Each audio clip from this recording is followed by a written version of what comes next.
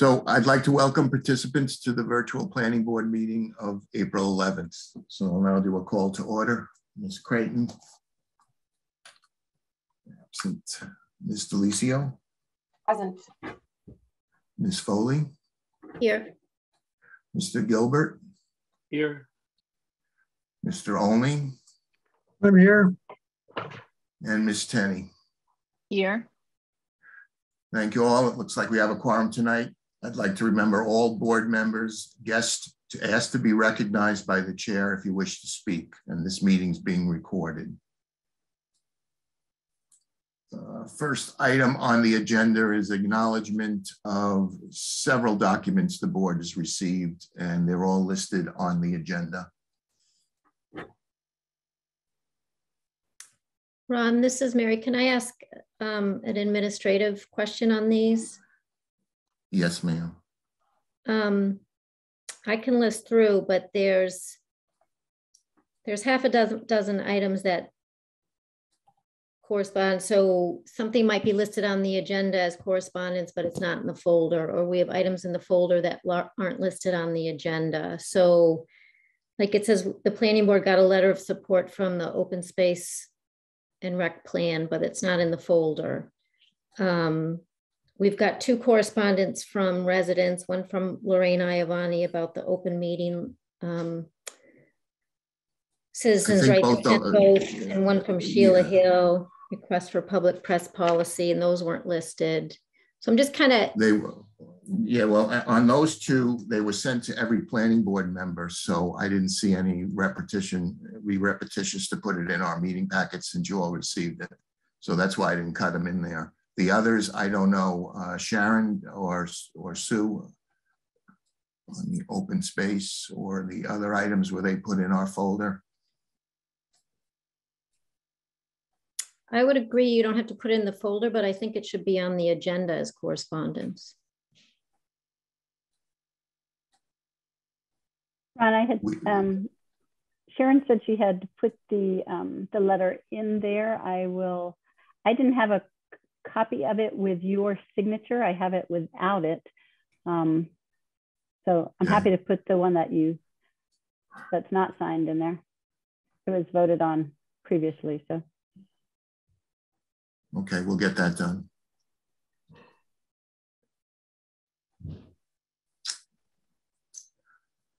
Okay, before we go on, I'd just like to take a moment to express my support for our town planner, Sue Brown.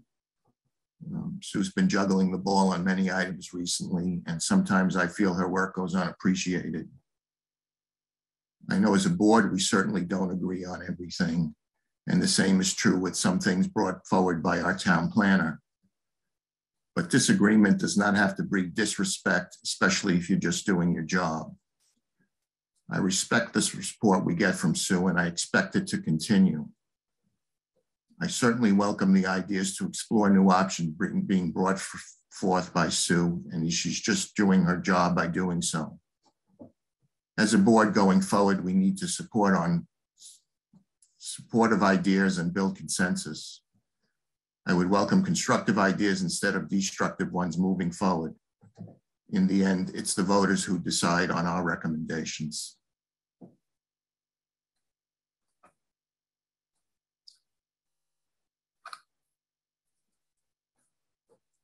At this point, I'll allow any public comment on items that are not on agenda with a limited time limit. Is there anybody from the public who wishes to speak?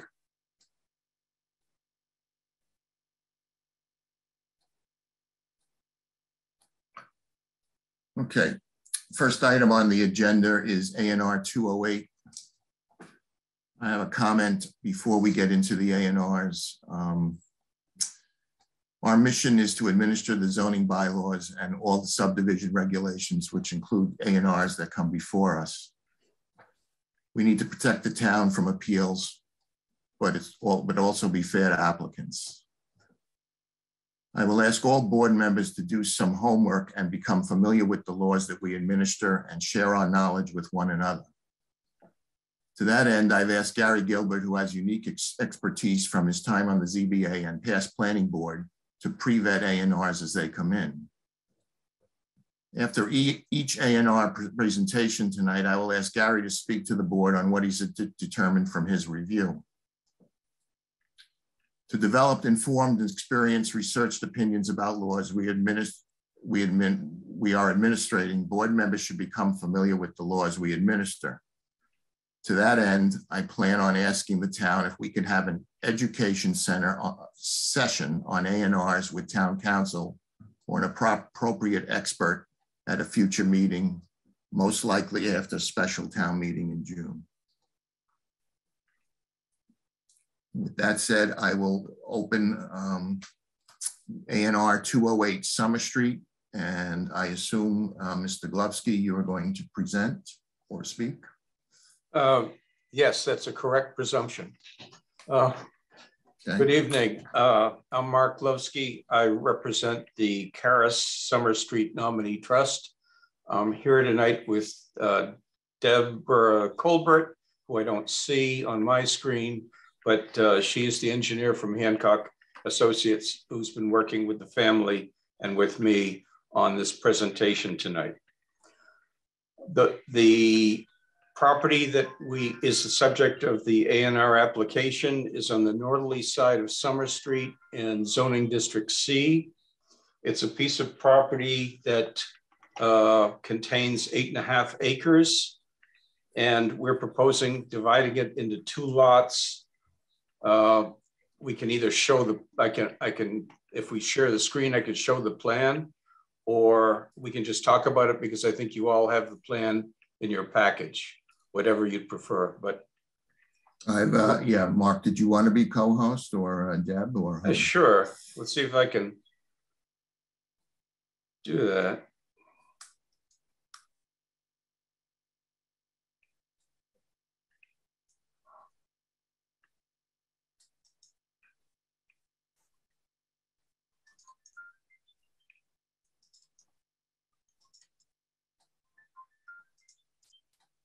There we go. Do you see the plan? Yes, we do. Okay. What you've got is the depiction of the division of the property into 2 pieces, lot 1 and lot 2. Lot 1 is the property on the easterly side. It's the smaller of the 2 lots. It contains 2.2317 acres, and it has 150 feet of frontage on the northerly side of Summer Street. Lot 2 contains 6.17 acres, more or less, with about 584 feet of frontage on Summer Street. With the application, we submitted a short memo, which essentially runs through the criteria for determining whether a plan should be approved or not. And essentially, as you may see in the memo that you all received, I trust, there are 5 questions that need to be asked. The first question is whether each of the lots fronts on a public way. And I think in this case, it's obvious that both lots front on Summer Street, which is not only a public way, but it's a state highway. The second question is whether the lots meet the minimum frontage requirements. And the minimum frontage requirement in District C is 150 feet, which both lots satisfy. The third question is whether each lot can obtain access from its frontage. And the answer to that question is yes, there are no impediments to access from the frontage. The fourth question would be whether the way that the lots front on provides adequate access. And in this case, as I stated in the memo, a Summer Street is safe and constructed and wide, and certainly does. And lastly, does each lot have practical access from the way, Summer Street, to the buildable portion of the lot? And the answer to that question is yes also. In this case, just as a tool, we provided an additional plan that is the proposed common driveway plan that depicts, I'm going to put that plan on the screen if I can navigate correctly. Oops. It's this plan, which I trust you can now see, that shows the common driveway in yellow, and off the common driveway about 100 feet from Summer Street, it shows the connection of a light orange colored driveway coming from lot 2. There is not a plan to construct that second driveway. There's good reason not to have 2 driveways. But what this plan is being submitted for is illustrative purposes to show that, in fact, we could, without impediment, connect the buildable portion of the lot to Summer Street, in this case, via the common driveway. I think that I also in your package is a letter from Deborah Colbert, which confirms that the common driveway could be constructed to satisfy all of the legal requirements, the dimensional requirements that are set forth in the Manchester zoning bylaw. And she ends her letter to you by saying, the shared driveway will obviate the need for a second curb cut, will provide safer vehicular access and egress, and will minimize the environmental impact of a second driveway. It seems like a very straightforward approval not required plan. I should point out that on this common driveway plan, there's a box that has the zoning requirements. And unfortunately, there are a couple typos in that box with respect to frontage and lot width. The numbers are wrong, but this is only by way of an example. And it's not part of the A&R plan. So I don't think it's critical at this point. And I would be happy to answer any questions that you might have. And Deborah's with us too, if they require a little more engineering background. Okay, thank you, Mark. Any questions from the board?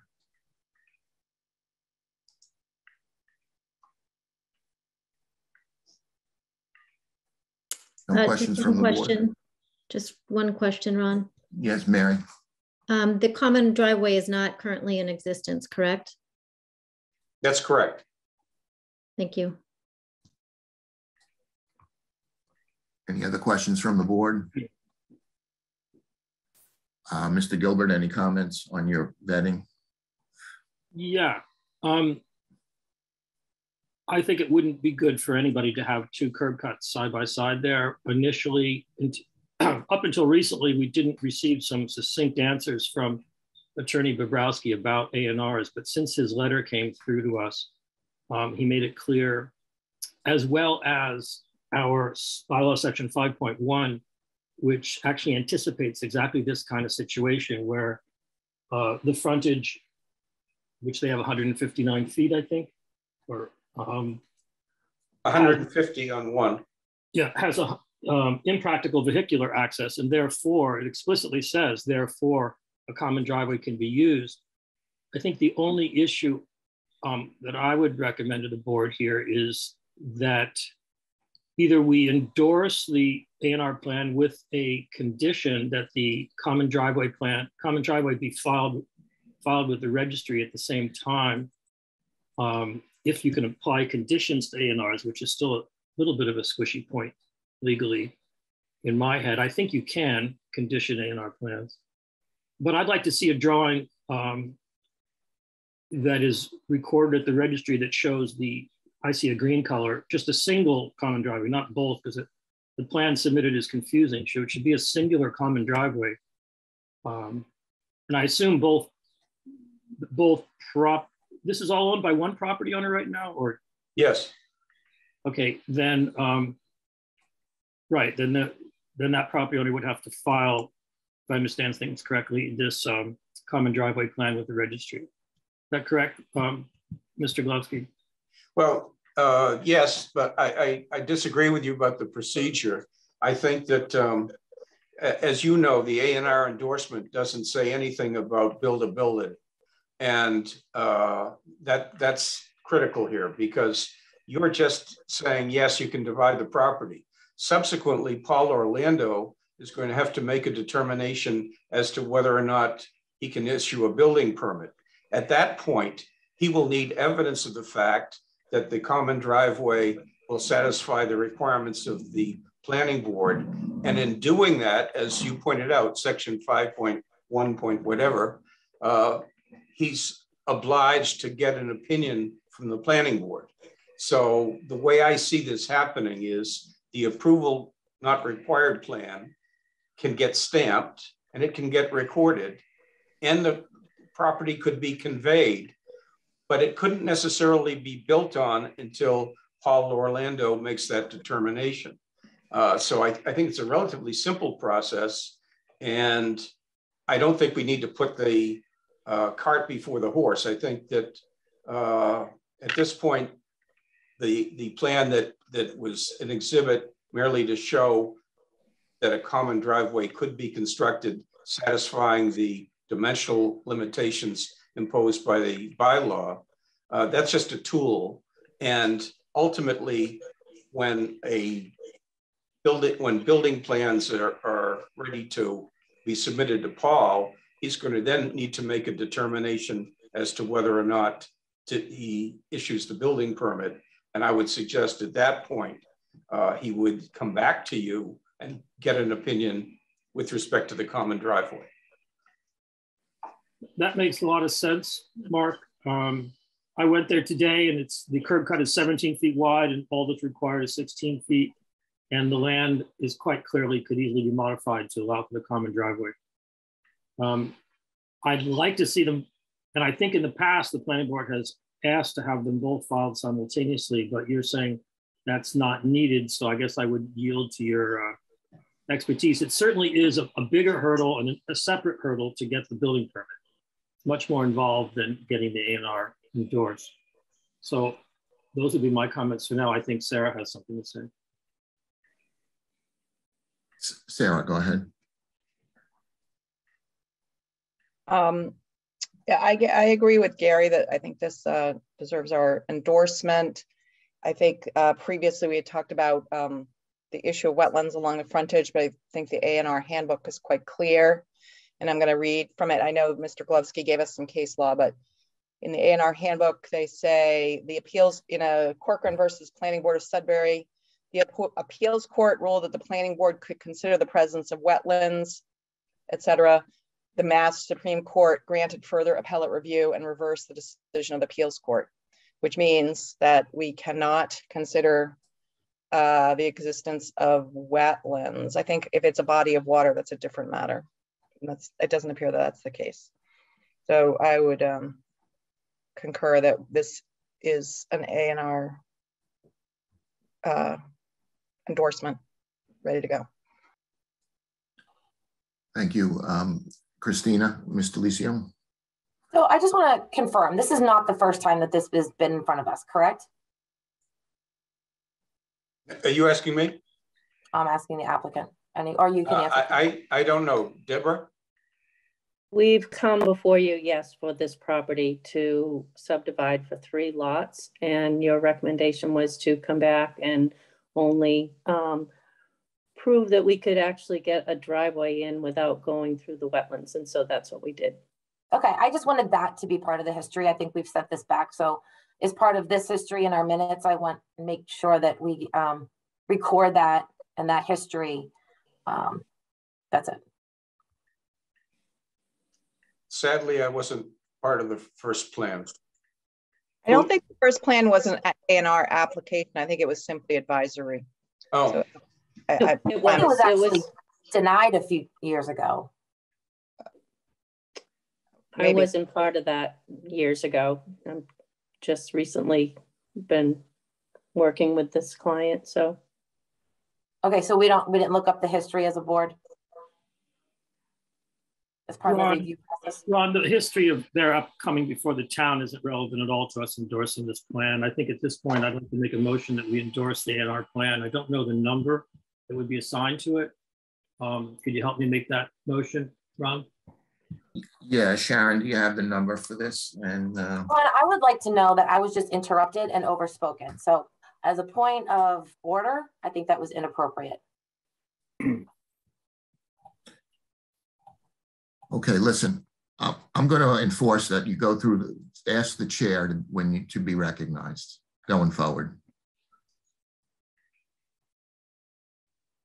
I'm asking Sharon, George, if you're on, do you have an A&R number for this? Sharon's not doing the minutes. This is Gail Hunter, and I am doing the minutes tonight. I'm sorry, Gail, And is there an A&R? Not one that I have at hand, but I will add it to the minutes. Okay, Gary, if you want to make your motion and say an A&R number to be determined. The next sequential number from the last one. I think we've done that before. Okay, I think that will stand. If you want to make a motion. Yes, and that's based on a plan of land submitted by Hancock Associates. I'm trying to read what I have on my screen. I don't have the date. I can't read it. Dated. Mark, maybe if you. March 30th. Mark, if you could put the title block up on screen again, maybe Sure. blow that up. Yep. Dated March 9th, I see on here. It's the sheet, there's only one sheet of the plan of land in Manchester by the Sea, Massachusetts for Karis Summer Street nominee trust, care of Lisa Frakowitz. There you go. Can you see that? No, but I think I read the title block, I believe. Oh, okay. Okay. And I forgot we're not sharing anymore.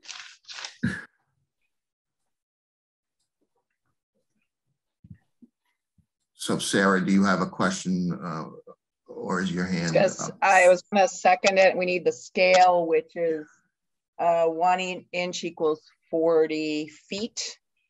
And the date of the plan is March 9th, 2022. Yeah. And the address is at 208 Summer Street.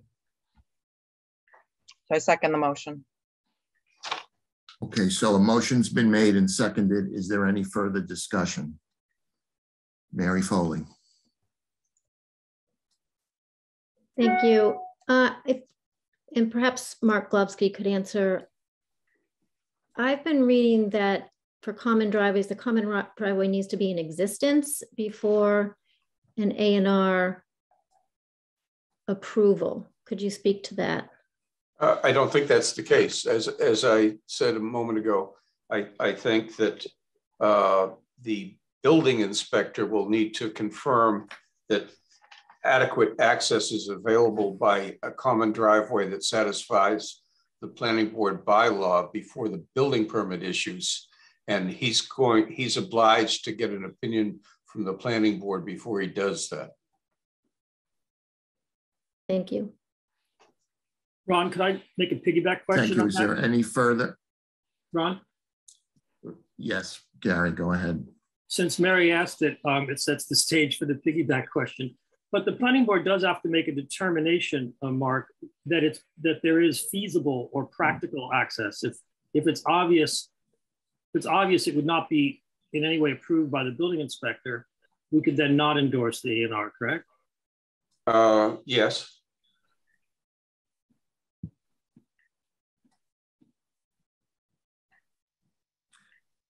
Any further discussion on the motion?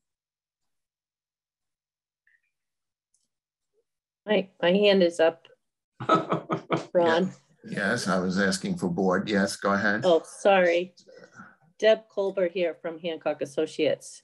Just to be clear, I have had numerous conversations with Paul, and he has approved this plan verbally to me. And we will have to come back and get an opinion from the board in regards to the common drive, but he's fully aware of it and he has seen it. Thank you, Deb. Any further discussion from the board?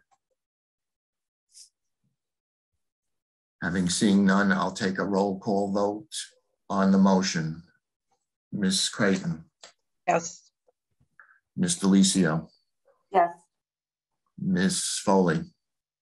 Yes. Mr. Gilbert? Yes. Mr. Olney? Yes. Penny? Yes. The chair votes yes. Okay. Thank you. Thank you very much. Thank you, everyone. Have a good night. Okay, I have 6:59. Almost timed it perfectly, but I would like to open the public hearing, but I'll wait till 7 o'clock, which is seconds away, to be official, especially since I see Mr. Wilson online. Want to do anything that might upset him? Ron, I have a question. This is Christine. I don't know if you can see my hand. Go ahead. So I guess going forward, I mean, is there a reason why we don't have previous applications in front of us with this application, the history? These are relevant, why we denied it in the past and why it came before and it wasn't passed. So I do think this information is relevant. I think we have several staff members at our disposal, so I'm not sure why we're not getting these packets in that kind of a manner. And additionally, I would like to express my concern about using Mark Bobrowski. We hired Mark Bobrowski for recodification, not A&Rs, and I would like to know, for the record, why we're not using town council. And I don't approve of the memos that are coming back and forth. There's nothing on the email that came back that even has Mark Bobrowski's name on it. It's not discernible who said what. So this is very concerning me, and I would like to get that out there. Going forward, I think we should use town council. That's what they're there for. Thank you. Okay, thank you. Okay. Regarding the history, I think it's kind of what's before us. They've changed the plan. I don't know what having the history would be, relevancy it would be, but we can certainly make note that it has been previously presented as to that comment. History is very important. Learn from it. It's bottom line.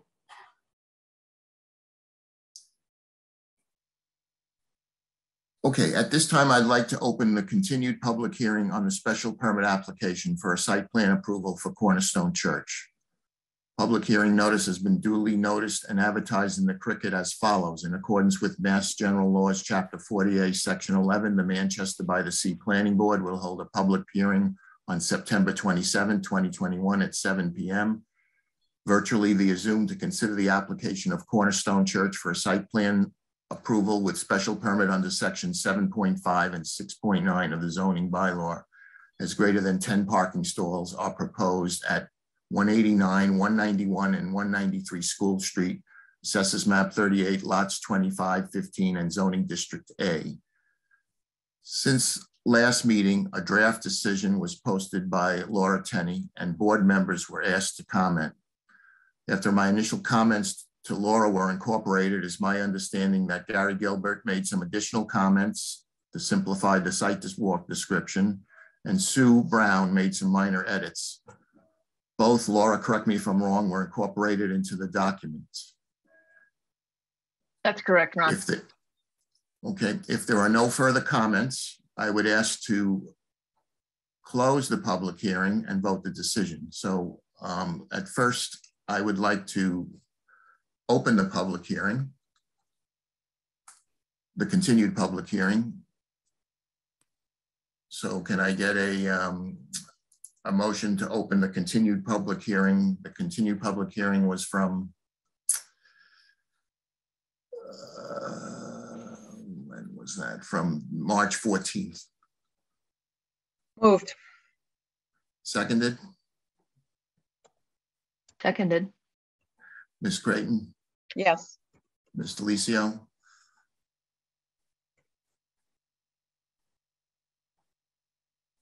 Christine, you're on mute.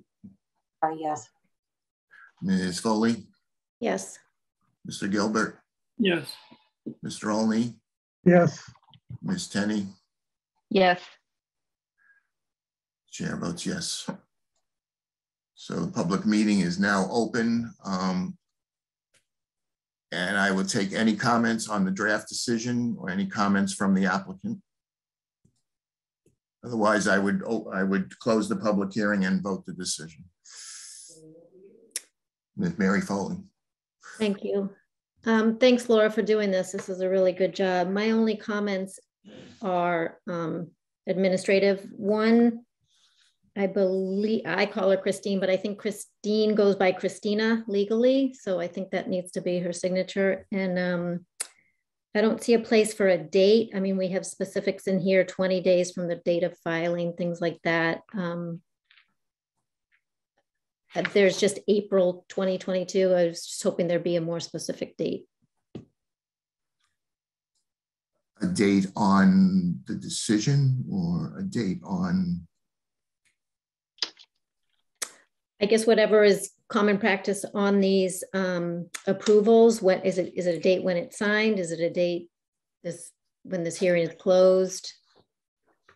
I was just looking for a specific date instead of just the whole month of April. Ron, may I respond? Yes, I'm able. Thanks, yes. Mary, for those comments. So I'll certainly correct Christina's name to her legal name. And for the date of decision, what it says in there now is that it says date TBD for the close of the hearing, which may be today. But if that's not enough and we need to do an additional, date of the letter, happy to put that on in too. And perhaps Sue Brown can guide me as far as a template. And it also needs to go on letterhead, as I think Gary or Sue already commented on it. So that will be done as well. Thanks, Mary. Okay, so the only comment I have in addition is asking the applicant to provide a performance bond under section 6.9.7. Any comments on that?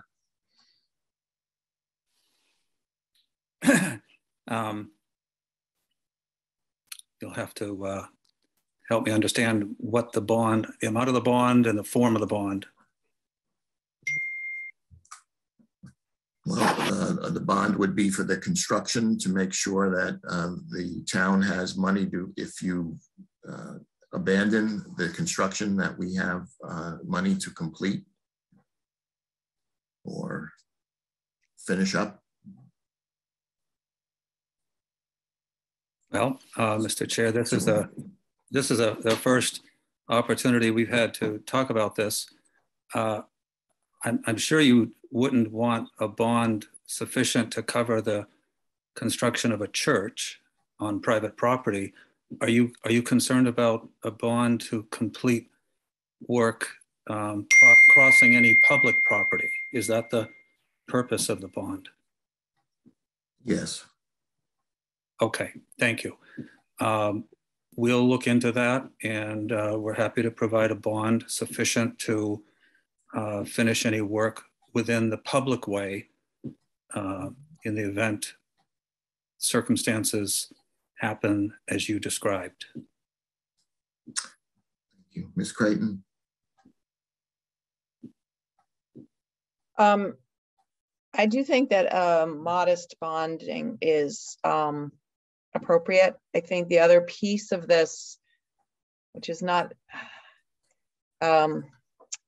subject to our special permit, but is that pump station. So I think that's probably our biggest vulnerability, is that if there was some sort of disruption to the sewer access that goes through the property.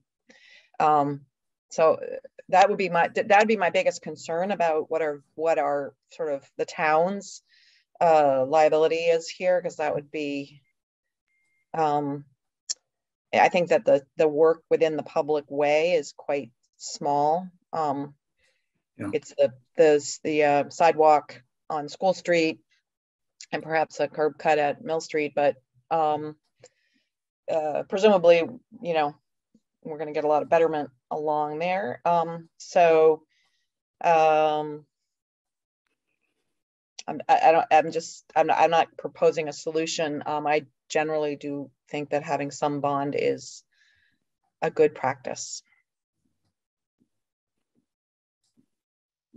Maybe a modest amount of, you know, $20,000 or something that, so maybe Sue can advise us too. Mr. Gilbert. 20,000 maybe. Well, it would be for sidewalk disruption and rebuilding, right? And it would be for potentially a curb or something on Mill Street. And I'm not sure about the sewage issue, but is this something that the building inspector would determine the amount of the bond prior to issuing the permit?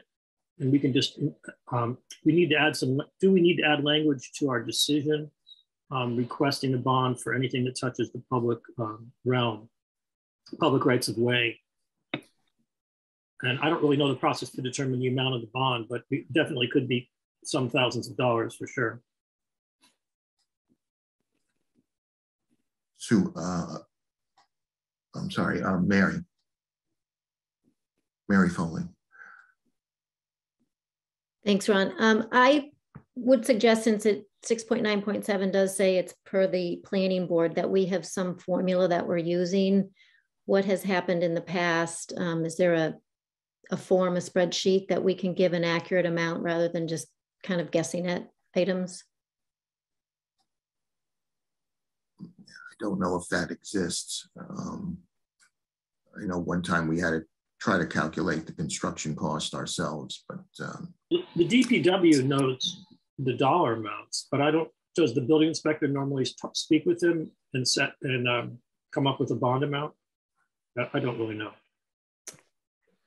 So Ron, I'm saying that the bylaw says the planning board should do this. So I mean, obviously we can do it in conjunction with other people, but if it's supposed to be coming from the planning board.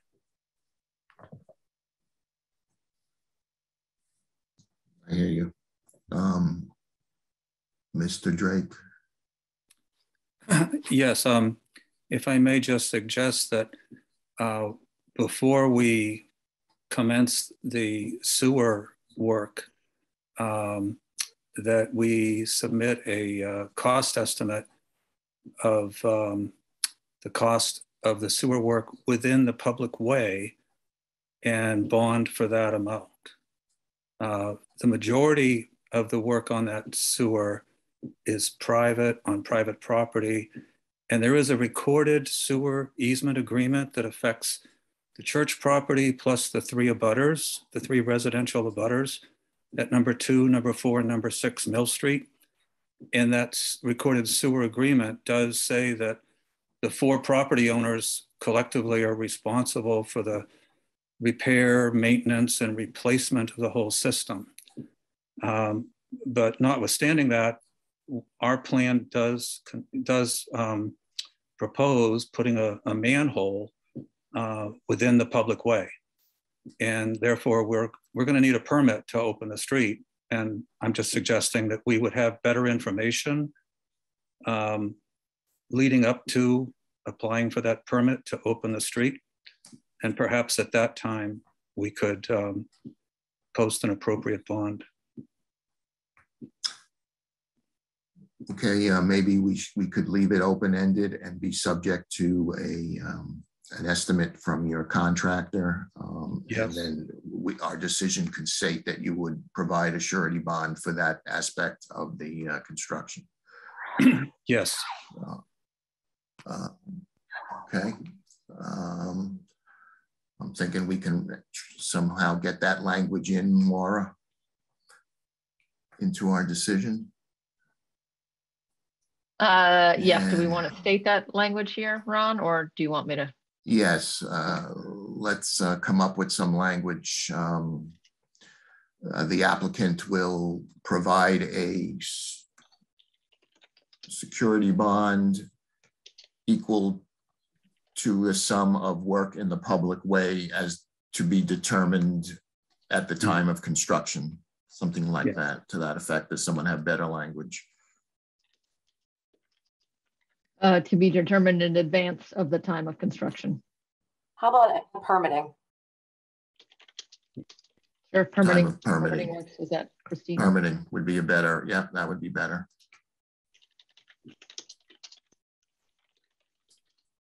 Any objections from the board on that language?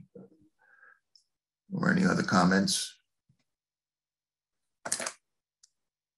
Not hearing any further comments, I'd like to make a motion to Ron, I think Sarah, I'm sorry to interrupt. I think Sarah has her hand up.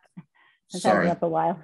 It's hard. No, well, I had it up and took it down, sorry. I think we should also in that language authorize release of the bond as work is release of the bond by the building inspector under in consultation with the building inspector and DPW director as work is completed. Because it can sometimes be quite burdensome for a construction project if the bond is held after work is completed. So I think if we ask the building inspector and the DPW director to authorize release of the bond as work is completed and work is completed satisfactorily, then it helps the applicant with cash flow. I mean, maybe we should know about that ahead of time. So Laura, you have your hand up. Yeah. Yes, typically you'd say substantial completion. Yes. So of the public work. Of the project. Yeah. I think of that portion of the work. Yeah. Okay. The whole project. So that wouldn't be substantial completion, but it would be upon inspection by the requisite inspector. And Ron, if you mind, if I may,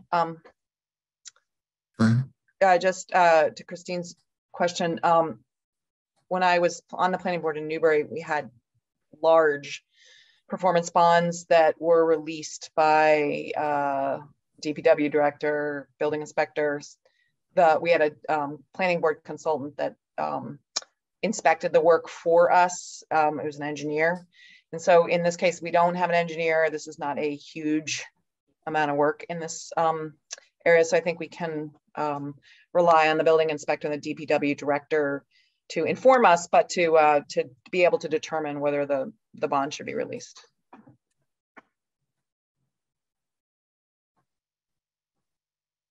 Christina. So I completely agree. Oh, I completely agree.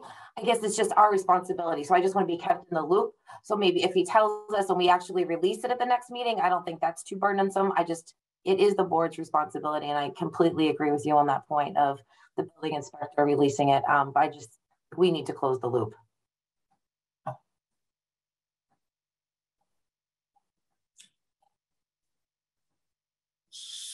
So you're talking about at the end of when the construction's substantially complete, you want the planning board to know. Is that what you're just saying? Whenever we're going to release the money, I think we should be notified. That's it. Okay, we can add that language in. Upon substantial completion, the planning board would be notified of the release of the bond, something like that. That's fine. Yes, I can say notified by release of the bond with the approval coming from DPW director and building inspector. So they're the ones who are authorized to make the release. Excellent. Thank you. Mr. Gilbert. Did you make a motion on this? No, we didn't make a motion yet. We're talking about amending the decision. and then I would like to close the public hearing once we get these comments kind of sorted out, ironed out, and then vote the decision at the close of the public hearing, after the close of the public hearing. You've Okay. already voted to close the public hearing. We did not. Yes, you did. You moved and seconded it and took a vote. Oh, I'm sorry. We voted to open the public hearing. You're To right. continue I'm the sorry. public I can't read my little handwriting. So Ron, I was just raising my hand because I just wanted you or Laura to try to restate what language we're going to add to the decision so it's clear. Yes, I plan to do that after I close the public hearing so we can vote on the decision as amended. We can do it now. But I still see some hands up. Mary Foley. Thank you. Surf Village was before my time, so I wasn't part of the process for this, but I was on the board when we had to vote to release performance bonds. So I'm wondering how this is different. It shouldn't be different. Ms. Brown, do you have a comment on the process, or Ms. Hunter? I don't really have a comment on the process. I think it's how it was set up in the decision. So we can vote to release the bond upon, I guess we'll hear from the building inspector and the DPW that the work has been done to their satisfaction. It'll come back to the planning board for release and vote. How's that? Ron? Laura? Yeah, thank you. That was before my time as well, but I just questioned why the planning board would be releasing a bond. This is in the purview of the building inspector and the DPW. And it makes sense for them to report, but we are not the governing authority here in terms of the completion of the work. And I think we would be advised to not comment on when the work is complete. That's in the purview of the building inspector. Okay. Ms. Foley?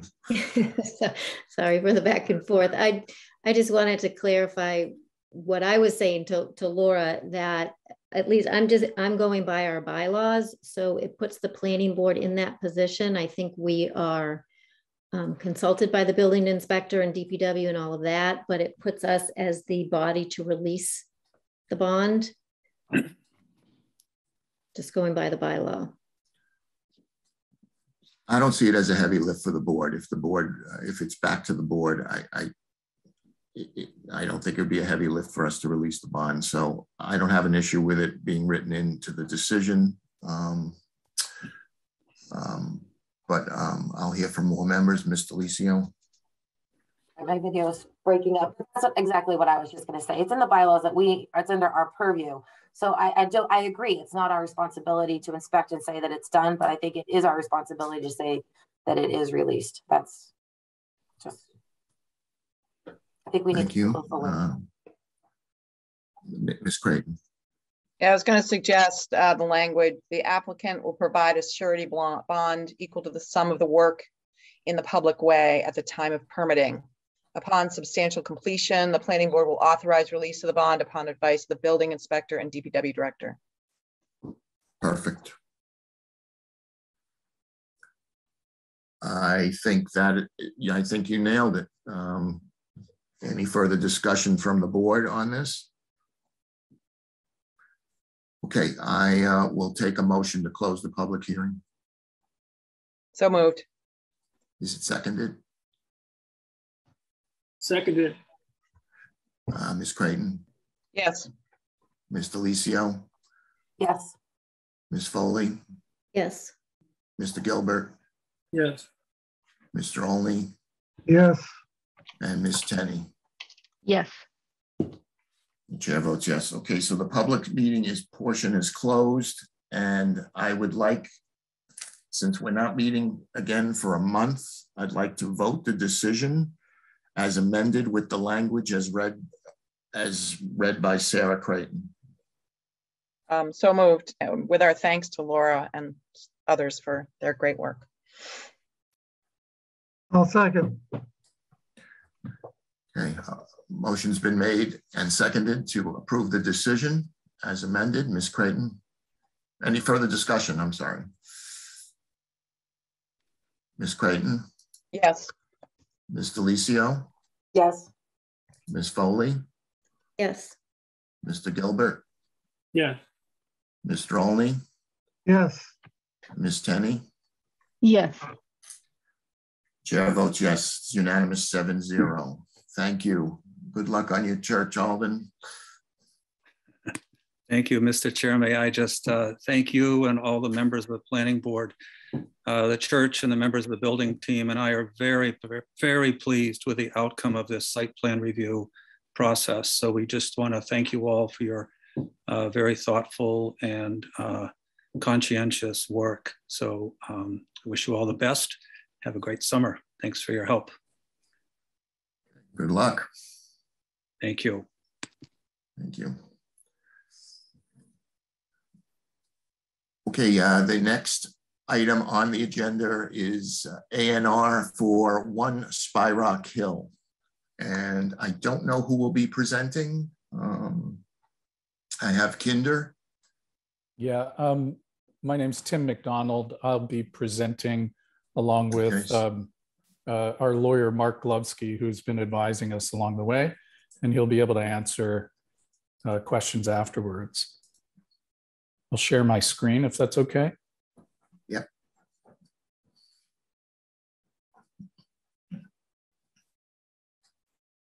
You see that? Yes, you've got several up. There you go. Okay.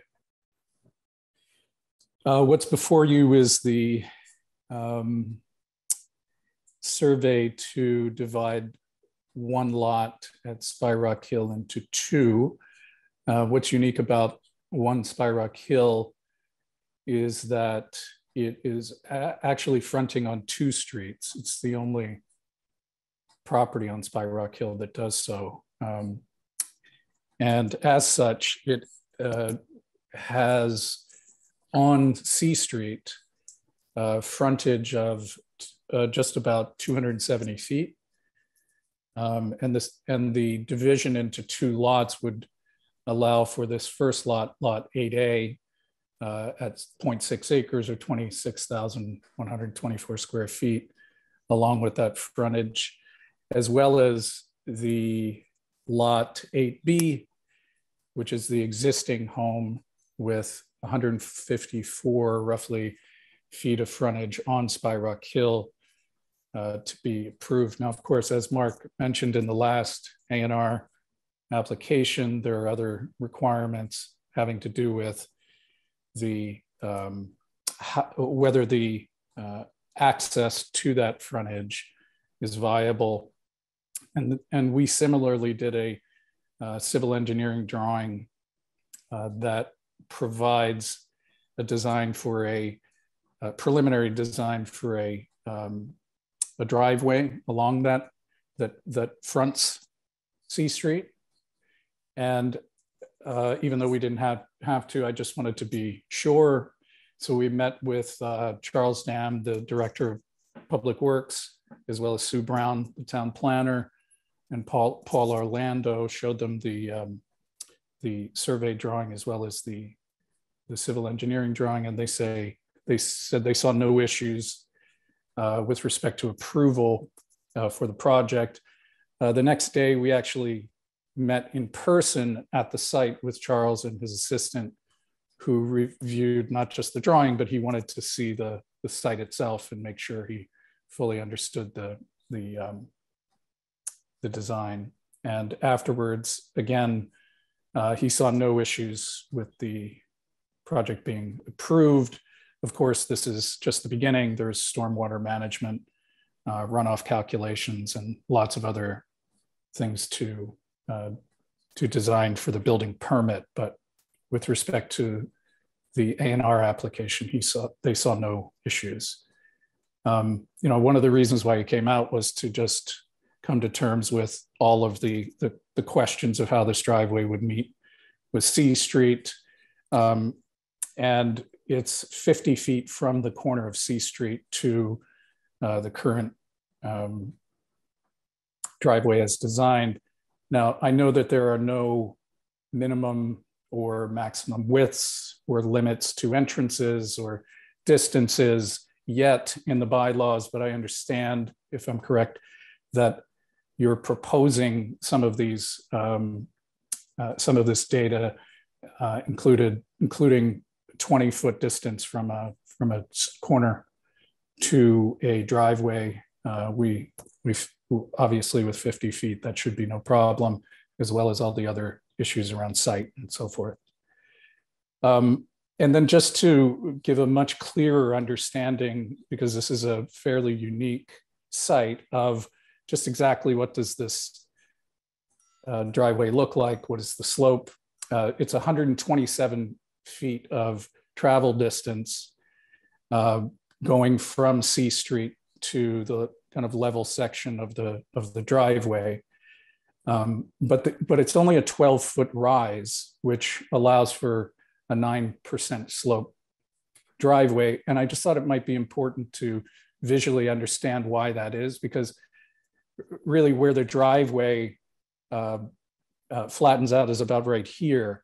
But because C Street drops so significantly, the height of that elevation of the ledge is exactly the same height as the elevation on top of the existing retaining wall further down the property line.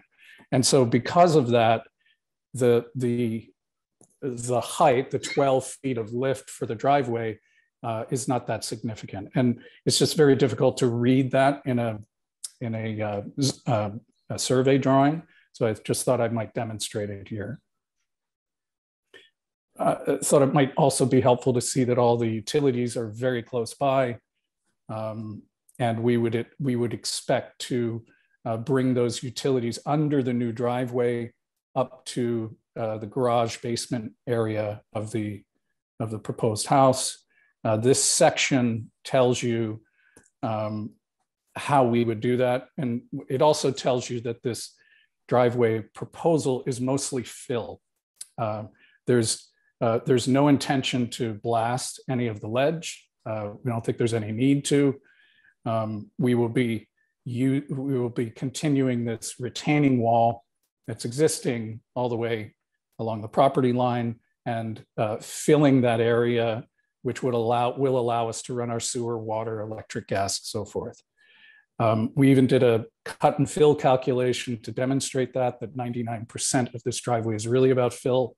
So just in terms of the impact on the neighbors, there will be there's no intention to do any blasting for this. The site currently is primarily ledge, and a lot of the runoff comes directly onto C Street, and our neighbor across the street, Steve, has told us several times, and we've witnessed it, that when there are real downpours, it really just inundates the street in his basement. And so what we're hoping is that not only are we going to do what's required in terms of keeping stormwater on the property, we're going to actually better the situation in pretty much three ways. One is the roof is going to have a green roof, which is a stormwater management technique, so that impervious building will actually be pervious. There are also detention areas and detention basins, spreaders, 1,000-gallon cisterns that we're going to collect and reuse the water on site. And now I know this is not required because it's zoning, and this will come about later with building permit zoning application, but we just wanted to let you know. And the house is not fully designed yet, but we just wanted to let you know we're working within all, meeting all zoning requirements for the property. This is the existing condition of that corner where it roughly almost meets with Summer Street. And as you can see, this existing retaining wall, which is on the property line, is really what we're using as an example for how to design this project, how to design this driveway. And this is just a really quick image that is actually inspired by a couple of blocks away on 3 Masconomo Street, a very, very similar slope, length of driveway, and retaining wall for C Street that we plan on using. So that's all I have in terms of a presentation, but I'd be happy to answer any questions. And again, our attorney, Mark Glovsky, as well. Okay, thank you, Mr. McDonald, very nice. Any questions from the board? I see Mr. Gilbert with his hand up first. What I'd like to know the height. I've looked at the proposed driveway plans. What's the maximum height of the retaining wall? Is it around 10 feet?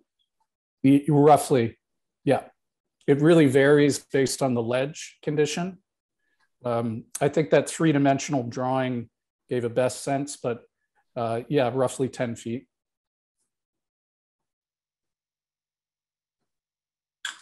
Miss Creighton.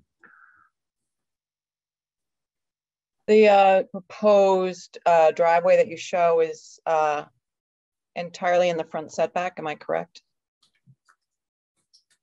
Sorry, I dropped, you dropped off there. It looks to me like the proposed driveway is almost entirely within the front setback. Is that correct? Correct. And your the other thing is that your image shows cut and fill of 300 cubic yards thereabouts. Correct. And no ledge removal, or when you last image you showed looked to me like you'd have to take out some ledge there in order to there's that big rock there. Yeah, so the intention is no blasting. I didn't say that we weren't going to be removing any ledge. There's a very small portion we think will be required, but of course there's, even the topography. I had the surveyor come back and analyze the topography much more carefully along C Street, but even with that, it's a bit of an approximation. So if any ledge is to be removed, and I've already spoken with an excavator about this, they have no problem removing it with a excavator and a jackhammer. I have 2 other questions, Ron, if you don't mind. One is who owns this property? It's under the estate of Elizabeth Kinder, and the owners are Elizabeth Kinder and Kurt Kinder. Has it transferred? No. So the application lists Elizabeth Kinder as the applicant, and says that she is the owner of the property, but I think that's not exactly accurate. Because I believe at least the records in town hall do not show any transfer of land since 1996. So that's just an administrative thing that probably should be cleaned up. Sure. And I'm suggesting, one other question is, do you actually plan to build this, or are you going to come in from the other side? Yeah, I mean, I'm not sure it's relevant to this discussion. But yeah, we see that this is the most appropriate access to the property for a couple of reasons. Number one, utility, the distance to the utilities is about half what it would be if we went the other direction. And we want the utilities to come into the basement, given that we want, for sewage, for instance, we want it to be draining through gravity rather than pumping. And we actually just think that the access makes more sense on C Street. It's about twice as long. We don't have to bring all of the cars up Spyrock Hill and the existing driveway. So the intention is to build it.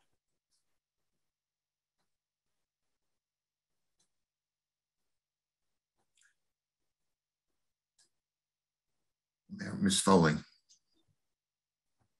Thanks, Ron.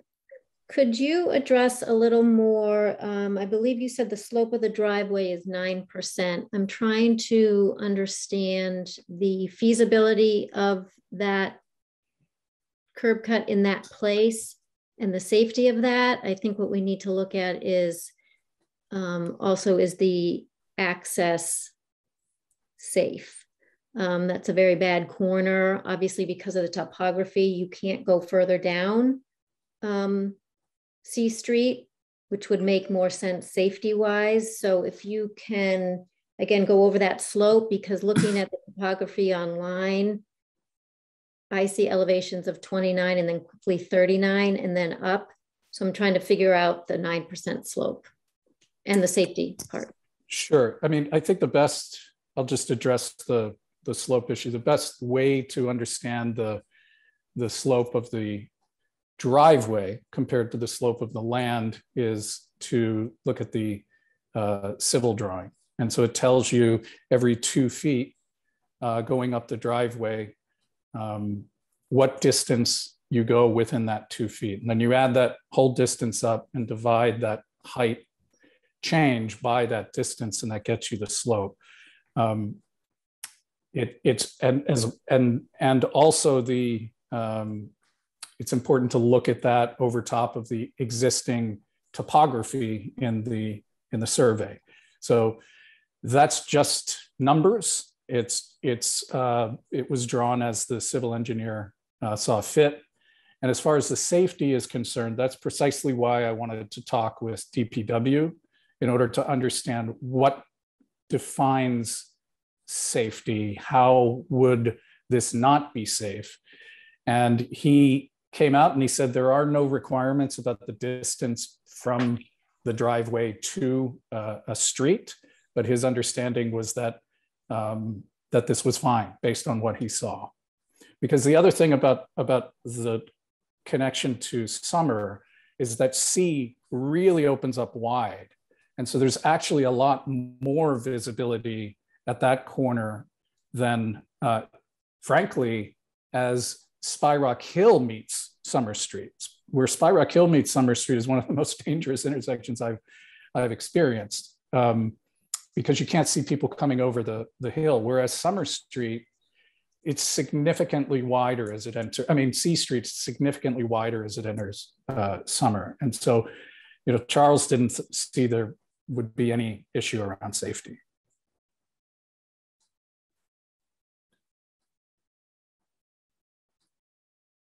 Any other comments from the board or questions? Ms. Tenney. I'm looking at the proposed driveway and reading through the A&R handbook about physical obstructions and practical access from away. And I'm having difficulty seeing how this access is practical, particularly where it is entirely within the setbacks for the property, and coming so close to the intersection of C Street. And I don't pretend to have the role of the DPW director, but just as a clarification in terms of the visibility of C Street, I think it's quite limited actually by the crest of the hill and the short sight lines coming from Summer Street. So so far this is not passing the test for me in terms of reasonable and practicable access to the site, given the topographic impediments. Thank you, Laura. Mr. Olney. So I want to echo what Laura just said. I believe one of the tests for an A&R is that there is practical access, existing practical access to the site. And clearly there is not existing practical access, there's hypothetical access. And I think the other part of this that's a little troubling is that to put that driveway in and disturb that much of the frontage along the street requires a special permit. And we're certainly capable of issuing a special permit, but we haven't been asked to approve one. We don't have a plan for a special permit. So I think this might, I'm not sure what the sequence of events has to be to make this work, but I think to make it a practical access, there are a couple of preliminary steps that have to go through. And I guess I defer to Mr. Glovsky as to what those steps might be. Well, if I might respond to a few of the points that have been made. Are you asking me now, or are you still going to talk among yourselves first? I'm happy to hold off. Well, Mark, I have two more hands up. Maybe we'll go through the comments from the board, then we'll go to you. That's fine. That's fine. Sarah Creighton. Thank you. I do think that we should get town council advice on this. I think there are a couple of issues. The first is I think the applicant needs to withdraw the A&R and resubmit it with the correct owner identified. I don't think we can have a plan for somebody who's deceased. The second thing is that the plan, I agree with Laura and with Chris that the practical access is not existing. And I think that the proposed access does not exist, and we should get advice about this from town council. The access would require a curb cut into a four-way intersection with a blind corner, and a curb cut permit has not been requested or received by the planning board, which is currently the curb cut granting authority. And secondly, the proposed access would require the removal of ledge and I think he said 300 yards of fill within the front setback, which would require a special permit under section 6.12.2D, and no special permit has been applied for or much less granted. So at some point I'm ready to make a motion, but perhaps want to have more discussion and hear further from others before we do that. Okay, thank you, Sarah. Mr. Gilbert, you had your hand up. Yeah, there's a number of things we said about this. I think we're falling into the trap of trying to render an opinion as to whether they deserve a building permit or not. And that's not what A&Rs are really about. They're about, do they have frontage or not? The letter we received from the abutters, the first 3 paragraphs keep talking about frontage, saying they don't have it, but we have a stamped drawing by Richard Loud, registered surveyor, that they have 270 feet of frontage. So they do have frontage. The A&R, in my opinion, should be endorsed. But I understand this happens all the time where the board tends to fall into the trap of should they get a building permit or not. That is, in fact, a big ledge to overcome, if I can use a bad term.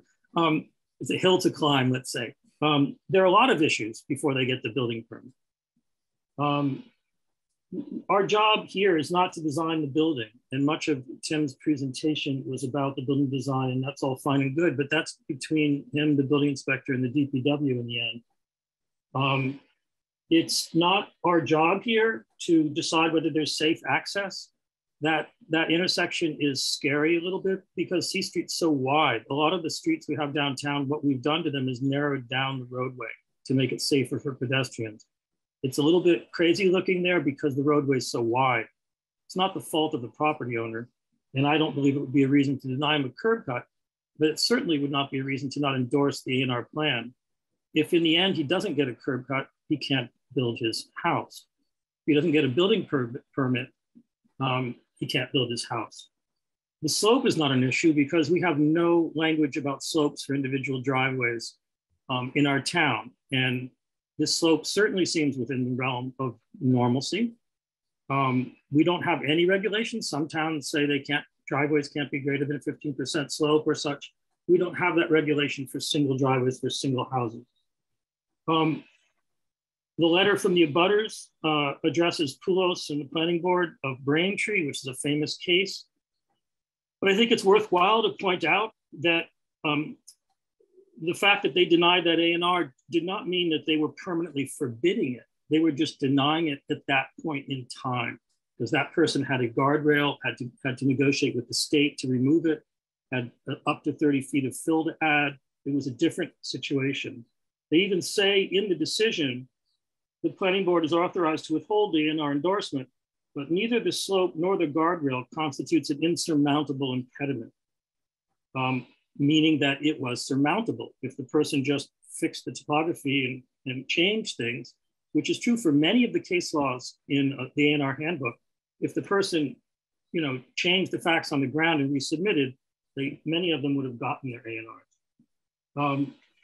I would go further and say, well, I mentioned slope. The letter from the abutters asserts that because they have a steep slope to deal with, they lose their rights. They have no right to develop the land. I think that is not a really fair thing to say. There's enough land there, as we have heard from before, for 3 houses. He's proposing to do 2, and people have rights if they own property. I would suggest that that we endorse the A&R and allow the building inspector to do his job and allow the permitting process to do its job, because there are a couple of permits mentioned here that do need to be obtained. But by endorsing the A&R does not mean this person can build their house. Not at all. It just means that they can subdivide the property. So we have, I think, 3 potential options. I'd like to hear Mark comment afterwards. To endorse it straight out. The other option, as Mark Bobrowski has suggested, to endorse it but hold the plan in escrow with town council to not be released until all permits have been obtained and he can proceed to build his house, or until the driveway is completed.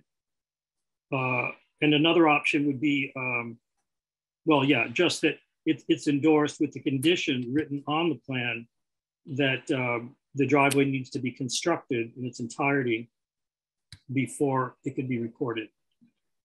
Now, I'd really like to hear from Mark Bobrowski. Okay, before we hear from Mark. Sorry, Mark Bobrowski. Yeah. Before we hear from Mark, we'll listen to Christina has a hand up. Thank you. Thank you, Mr. Chairman.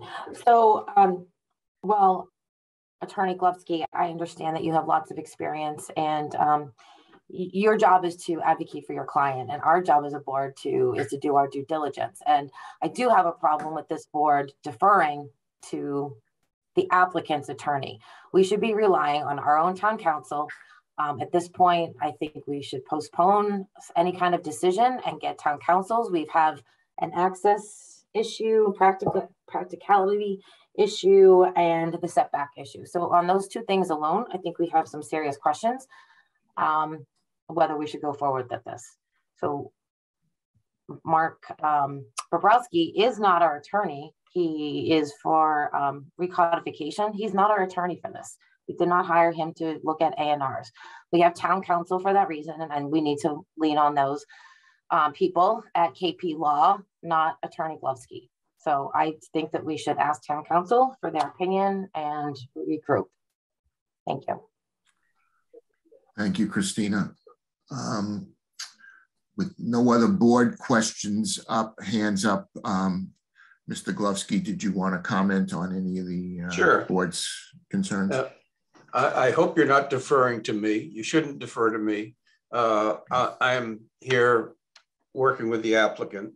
I didn't file the application. I regret that it's not in the name of the owner, and I agree with Sarah that it should be refiled for that reason. And that would, at the same time, provide time for you to get an opinion from town council. I think that town council ought to agree with Mr. Gilbert that at this point, the function of the planning board is a little more limited than making a determination about safety of driveways and slope and that kind of thing. I think the real question is whether the construction of the driveway for access to the buildable portion of the lot is feasible. It doesn't have to, and in my view, that it doesn't need to be in existence at the time the plan is approved. I respect you for wanting to get an opinion from town council, and I think you should. And my guess is that Koppelman and Page is well-versed in this area of the law and should give you the right answer. And I think the right answer will be consistent with Mr. Gilbert's statement. And obviously you're not going to vote on this tonight for multiple reasons. So I think that if I had a chance to consult with Tim privately, I would suggest that at this point, we'd be respectful of the planning board's desire to get an opinion from town council, and at the same time can resubmit the application. So what I would suggest is that it be withdrawn at this point without prejudice, and that it could then be submitted immediately, resubmitted immediately, and that would give you the opportunity to get your opinion from town council. Hopefully you could get an opinion with respect to this plan, notwithstanding the fact that it will need resubmission. Okay, thank you, Mr. Glusky. I think, Sarah, you had a motion just on that topic with town council, or is that what you were? I just respectfully asking, given that we have town meeting on April 25th, if you can resubmit so that we don't have the 21-day, we don't have to hold a special meeting for this in order to satisfy the 21 days from the application, to be having it constructively approved and us having to have a special meeting just to deal with this. So look at our meeting date in May, whatever that is. May 9th. May 9th is our next meeting. And count back, 15 days from that, and then submit it if you don't mind. Otherwise, we'll have to have a special meeting. And the only other thing I would ask, if you would be whether you put the question to town council in writing and share the question with me, because in the past, there have been times when the planning board has requested opinions from Koppelman and Page, and they were done verbally, and the response was verbal, and we never really knew exactly what the question was, and that makes it challenging. But Ron, I do have a motion. Oops. Yes, so I think before you make your motion, the process will be that we craft it in writing, I agree, and we send it to Greg for push to go on to town council. I believe that's the policy now, so we don't have to go through any approvals. And so go ahead with your motion. Change it because the planning board moved that that we request advice from town council concerning the following. And I can send this to whoever's Gail. The planning board expects receipt of an A&R plan with frontage along C Street. The existing conditions are ledge and steep slopes, and in the board's opinion, render the access unavailable. The applicant's application is expected to include a concept plan based on topo rather than survey, parentheses, based on topo rather than survey, close parentheses, rather than survey. Sorry, I'm editing as I go here. To construct a driveway within the front setback. The plan shows considerable fill and possibly some ledge disturbance within the setback. The board requests advice concerning the denial of the endorsement and related advice. The denial of the A&R endorsement is for the following reasons. Practical access is not existing, parentheses, see Poulos versus Braintree, close parentheses. And 2, the proposed access does not exist and is therefore not adequate since, the proposed access would require a curb cut into a 4-way intersection with a blind corner, and a curb cut permit has not been requested or received by the planning board. And 2, the proposed access would require the removal of ledge and consider and 300 plus yards of fill within the front setback and appears to require a special permit under section 6.12.2D. No special permit has been granted. So I thought it would be useful to give the town council specific reasons for denying an A&R and see if those are relevant, and because I think it's important that we have a record of why we would be denying it. So I am presupposing a denial. We did receive a plan with topo on it, an engineered plan, I believe. I think topo, we received it. The notes in it said that it was not based on survey. It was topo, like it was like a, but it wasn't based on a survey.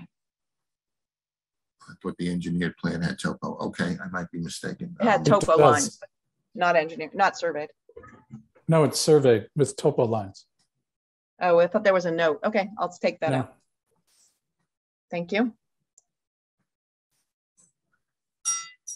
Okay, so that was a pretty long-winded motion. That was your motion, Sarah? Yeah, share it if you want me to. Would the board like to rehear the motion? No, I'll just second it to get the discussion. Okay, the motion's been made and seconded. Is there any discussion?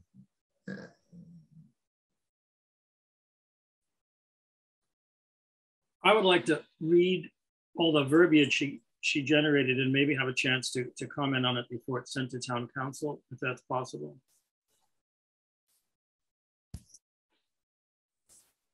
Well, I think we should do it now. So, okay. So we're all together on this, and we're not changing. The only point that the biggest point that strikes me is that we have a stamped engineer's design plan for the driveway, and I think Sarah referred to it as I don't remember her terminology, but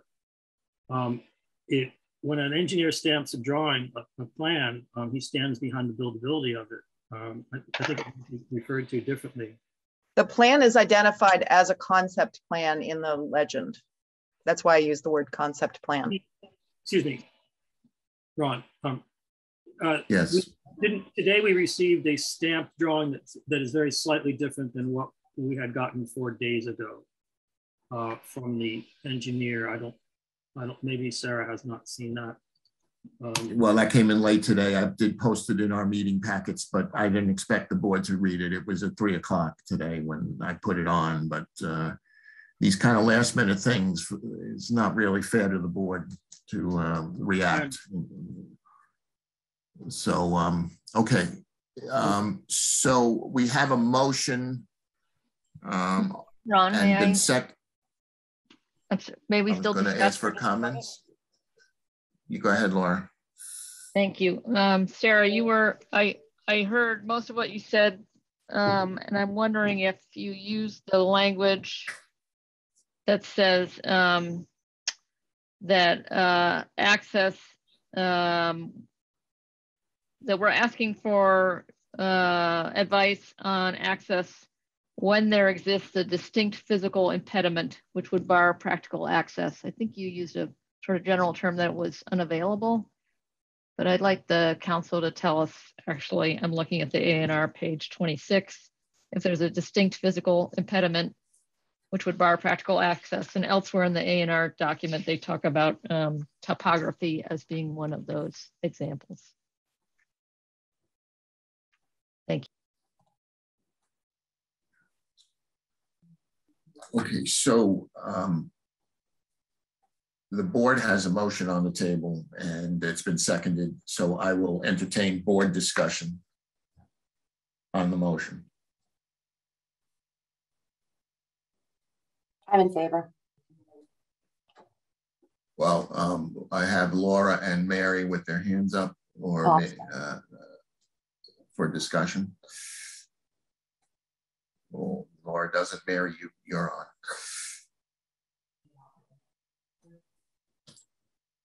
Just for clarification, I got a little lost in the motion. Is the motion also including that we're asking for a resubmittal? We're getting town council's opinion. And that's what we're voting on? Well, the applicant has offered to withdraw. Go ahead. Yeah, my proposal is that I was going to say what you're going to say. The applicant is suggesting to withdraw to get the ownership correct. Otherwise, I think you can't endorse a plan that doesn't have the right owner. So that would be kind of a showstopper, I think. So assuming that we'll get, so the motion I made is that we expect receipt of an A&R plan with frontage along C Street. Expect a new one. Well, we expect a plan that, yeah, for Okay. town council's perspective. That. Okay. Well, we Okay, expect I see two. same documents, to be precise. They're not proposing changing the documents, so they should be rendering an opinion based on these documents.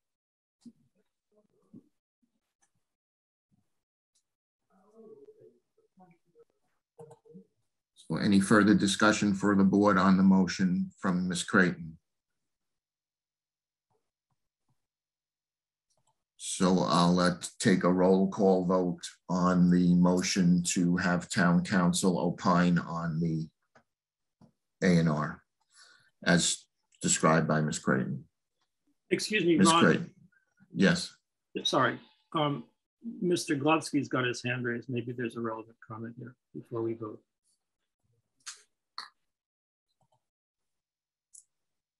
Okay, I'll take comments from the public. Go ahead, Mark.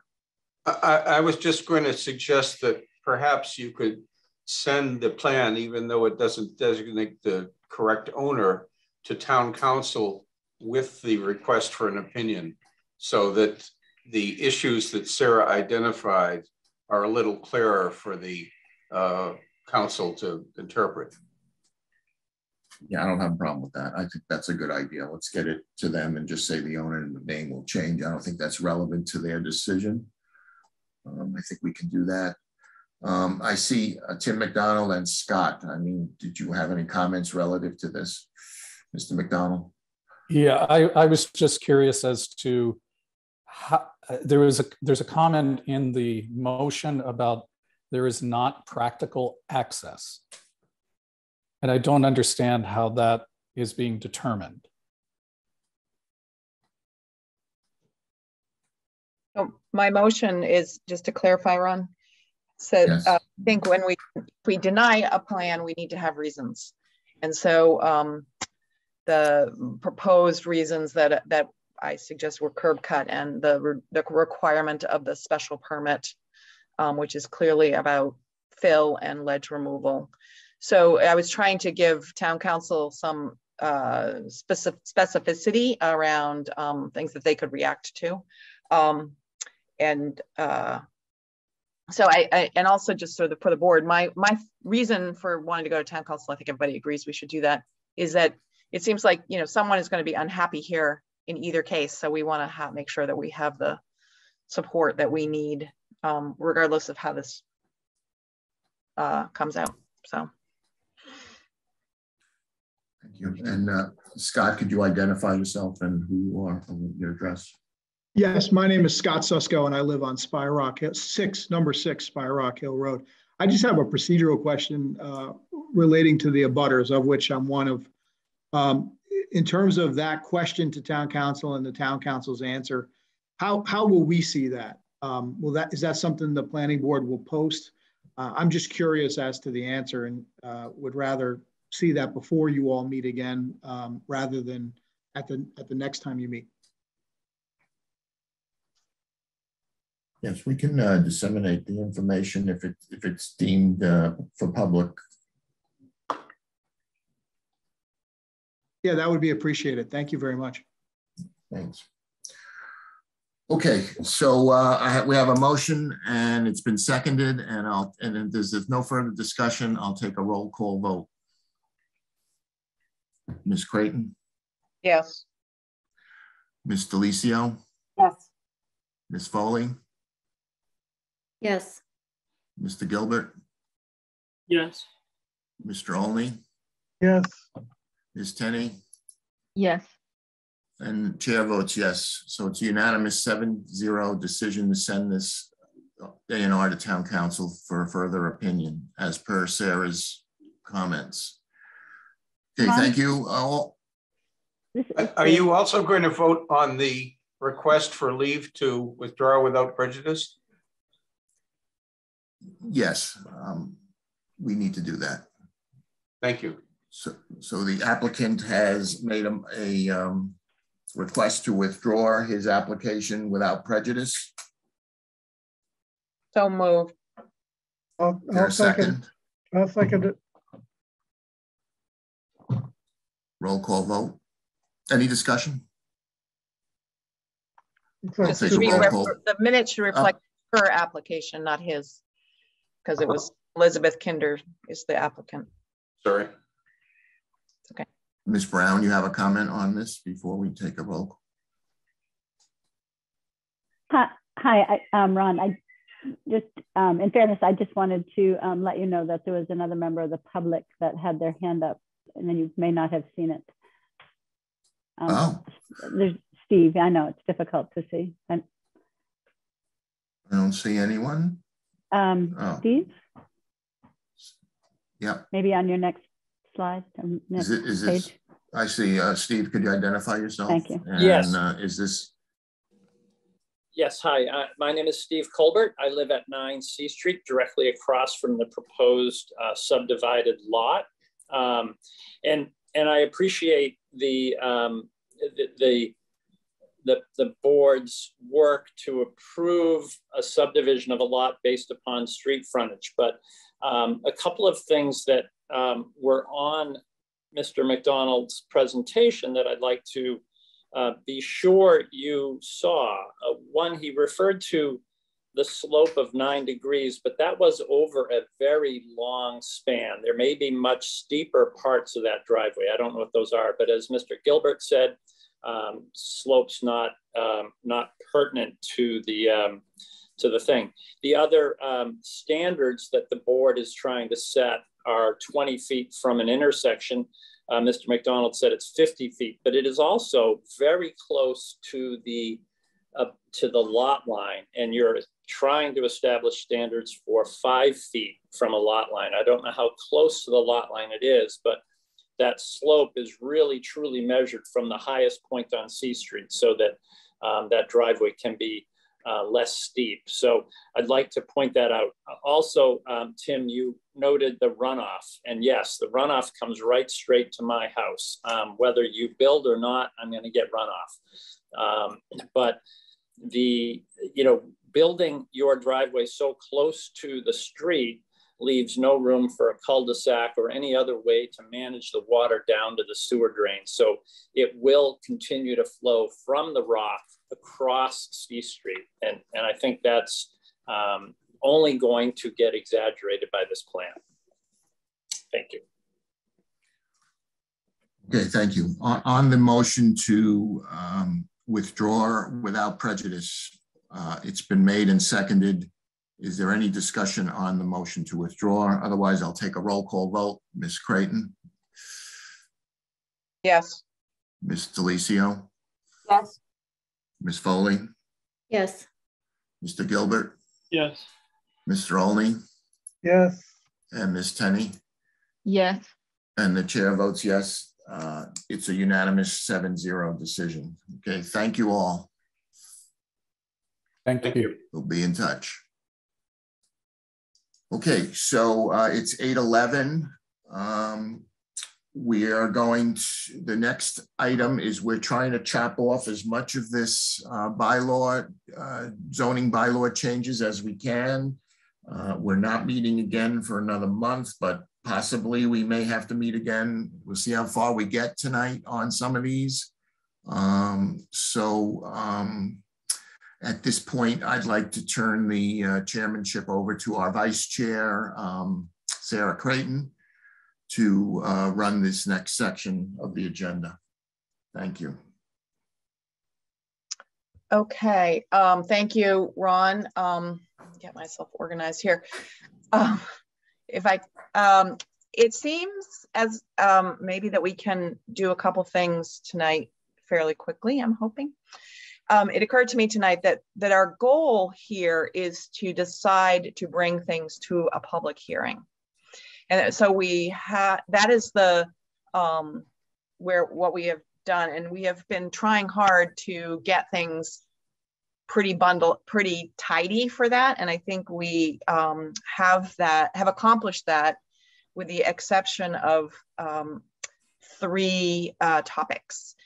The first is section 6. The second is residential cluster, and the third is A&R, ADUs. But I think on residential clusters and ADUs, we may not all agree on the substance of them. And so I think the question is rather, should we bring them to town meeting, not to town meeting, to public hearing and get input on the matters from the public, and we may not be able to firm up every issue, but should somehow craft them so that we can get input, and then following the public hearing, finalize what we want to put on a town meeting warrant. So I first wanted to just get maybe we'll take them one at a time as a strategy. Let's talk about that strategy with section 6, which Mary, you weren't here last, but just to refresh everybody's memory, last time we proposed essentially a complete reorganization of section 6 that Chris and Laura have been working on. And I think it's still got some details to be figured out, but I think it's going in the right direction personally. And so I feel like that on section 6, a subgroup can continue to work on that and advance that to the public hearing. So let me stop there and ask if there are comments on that strategy for section 6.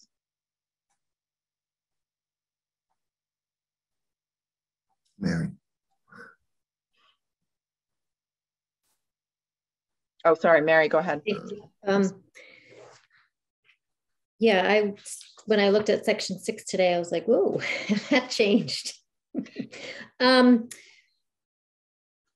So I looked at the April 4th meeting minutes, and I wasn't clear by reading those, because there's a lot added to this that was not in any prior discussion. So I'm wondering, where that came from. There's a lot of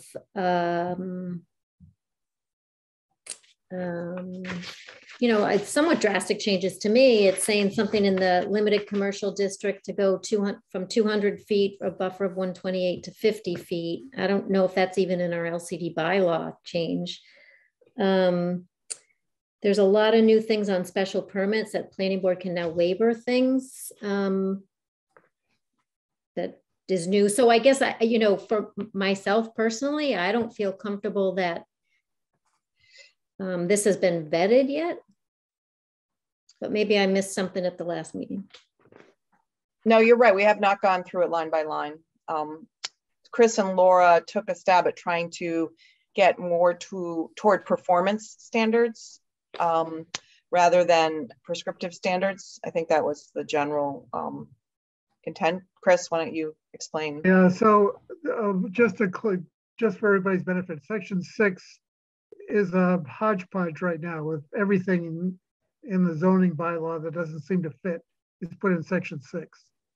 So now what we've done is it's now just special regulations. There are 3 sections to it. One is parking. We haven't really changed anything there. The second is signs, which we haven't done anything. We just put it into section 6 where it is now, actually. And the third is something we've been working on with Mark Bobrowski for the past 2 years. And there's not that much new language. What I really did was take all of Mark's recommendations for how to review special permits and put them into a single piece so that we can go through it as we review special permits and site plan, go through a site plan review process. We have all the standards right in front of us. And more importantly, perhaps a developer who wants to submit an application can look at all of our standards and see what he has to design to. So it's really for simplicity. At the last meeting I asked Mark whether this reorganization of his material made sense to him, and he had no problem with it. Then Laura took it and said, well, you know, there are standards for sustainability and for pedestrian and bicycle safety that we should add to this. And those sections are clearly shown in the new language. So to your point, Mary, this has all been discussed and vetted over the last 2 years with some recent changes which make sense and which Mark has looked at and seems to have no problem with. So that's why I think we should go forward with it. But, you know, we can go through each piece of it if you like and discuss its merits one way or the other. Can I respond? Go ahead. Yep. I don't agree with you that nothing has changed in the parking. I could list easily 8 changes that I think are substantive or that are important. So I, you know, like it was taken out that it says the creating driveways that you don't have to back out of, that was totally taken out. Again, the LCD had a change to it. There's all sorts of new verbiage at the beginning, which basically talks about parking facilities more than actual driveways. So it seems much more commercial development slanted now than residential. Well, actually, Mary, just to jump in here, that's not a change. That's the way the language has always been. The parking facilities design standards are for commercial, not residential use. Well, commercial and multifamily use, but not for single families. There are no parking regulations for single family houses in the current bylaw. Well, there is for designing driveways that you don't back out. That's in our current parking regulations. There is something in the curb cuts about it, yes, but not in the parking regulations. So can I just come back to my my higher level question? I'm hearing Mary say that she would like additional review on section 6. Can we just go, instead of trying to do that now, can I hear whether we need, I'm trying to determine whether we need another meeting, and whether, two questions, is whether we think we can get section 6 ready to go to town meeting as a block of text. And secondly, whether we need a detailed review. And I'm hearing, Mary, if I paraphrase your response, is that we need a detailed, a working session on section 6. Can you just speak to whether you think that moving it and consolidating it makes sense? That's, I think it seems to me that it's a good direction to go, but since you weren't here last meeting, do you want to just speak to that? Or if I think it needs some review. No, whether you think we should be moving, rewriting section 6 as part of our work for a June town meeting. So, yeah, I mean, I think, you know, it's all the parking requirements. It's, you know, number of vehicle, you know, number of off-street parking and. Yeah, those are the details. So I guess the question is, you know, should we continue with this, pushing this one forward for June? That's what I'm trying to understand right now before we get in the weeds on it. Is there anybody who thinks that we should not try to rewrite section 6 and just abandon it? Because Sarah, can I comment? Sure, go ahead, Gary. I believe that I have witnessed time and time again with this, and it's partly because we're all worn down. It's partly because we spent almost 2 years to get this stuff developed and to discuss these points, and then town meetings kept getting delayed. The This whole issue, for example, of whether we require people on every single property in town to have turnarounds on their property, we did discuss it, in my opinion, at least 3 other times. And we came to the conclusion that we didn't want to require that of every single property owner in town for single family homes. A number of reasons were articulated. But the point is, I think what I would suggest to go forward, because this keeps happening, you say we never discussed it. Well, we did, and that forces us to rediscuss and remember what comments we made 2.25 years ago and 1.5 years ago. It's really tiresome. I suggest that we try to bring this forward to the public hearing, and then we make our final discussion amongst ourselves after the public hearing, and that's what goes to town meeting for a vote, because this will go on endlessly. We do have to, we will have to make some sort of decisions about goes to public hearing in terms of scope, so we can properly notice it. So that is a challenge. So I'm hearing that we need another workshop on section 6. Laura, go ahead. Yeah, I want to just respond to Mary, because I think she was just raising questions about things that might merit further discussion or just review. And this has been, we've talked about a lot of it. I think we're now kind of all crashing it together in one thing. So we're trying to make this one section that hangs together. And you know, even stormwater we've talked about, is it in or is it out? So I think there's something to be said for looking at the whole thing together, meaning together as a planning board and together as a single section. I'm wondering, Sarah, working backwards from the June town meeting. I mean, I know Chris and I have both been working on this a lot, and there is certainly a level of fatigue and feeling like, yeah, you know, maybe we're like 80% there. Do we keep sweating the details to try to make it perfect, or, you know, as close to perfect as we can get it? Or do we feel like it would be beneficial to try to get it in there now? And stormwater in or out is one big question for me. So can you help us work backwards from how much time we've got left? Yes, we have to, if we're going to have a public hearing in the middle of May, which maybe we could do it 1 week later, we need to have the public notice the week of April 25th, which is the week of town meeting. And so getting the public notice, we have to know what we're noticing. So we really are going to have another working session either next week or the week of town meeting. You know, Tuesday or something of town meeting week, Tuesday or Wednesday, and then push the public hearing off 1 week. So we really have one more working session is the realistic, but I think we can do it if people do their homework on the section 6. And I think Mary's, we can talk a little bit about that. Let me jump to 2 other issues. To stormwater. Mark Bobrowski did 2 things last meeting. He said that we should move stormwater to the general bylaw, and that we should not have the general bylaws have special permits.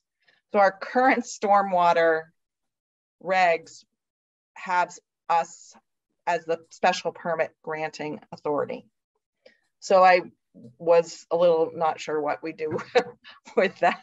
I think I sent you an email about that, Chris. And you must not have known what to do either, because you didn't reply. Actually, I think it probably is okay to put it in the general bylaw. With the planning board has other things that we do under the general bylaws also, like the blasting regulations. So, you know, it's not unprecedented. Right. So the advantage of having it in the general bylaws, it has greater applicability. But he did say you should not have special permit in the general bylaws. So maybe it's a question for him. It's a simple question. Laura, go ahead. I thought we discussed with Mark that stormwater is typically in the zoning language rather than general, and that Sue, she's shaking her head. Did I get that wrong? Can you clarify for me? What did he say? Yeah, he said what he said is that if it's in the zoning bylaw, you can only regulate it when someone asks for a building permit. Right. Whereas if it's in the general bylaw, you can regulate it all the time. And he thought that was right. Somebody just, yeah. So he did say that that stormwater is typically in a general bylaw, because it's not so much about use rather than a construction or something that you can regulate otherwise. So his recommendation all along has been to put it in the general bylaw so that it can look forward and back, as he described. I think we can do that. Mary? Thank you. This was already discussed, but I just want to make sure you have it in your timeline. If we're moving items to general bylaw, then the Board of Selectmen have to have a public hearing on the general bylaw. I don't think so. They actually don't have to have a public hearing. I checked that. Oh, did you check? Because last time we were saying that they did need to have it, especially if there was any changes whatsoever to the bylaw. I think there is not a public hearing requirement for general bylaw changes. Not a public hearing as in it doesn't need to be posted for the 2 weeks. They would have a hearing on it they would bring it up in their open in a meeting. So the more things we can move to the general bylaws, the easier our job is. We do have to notice to take them out of ours, so. Yes. So there's that.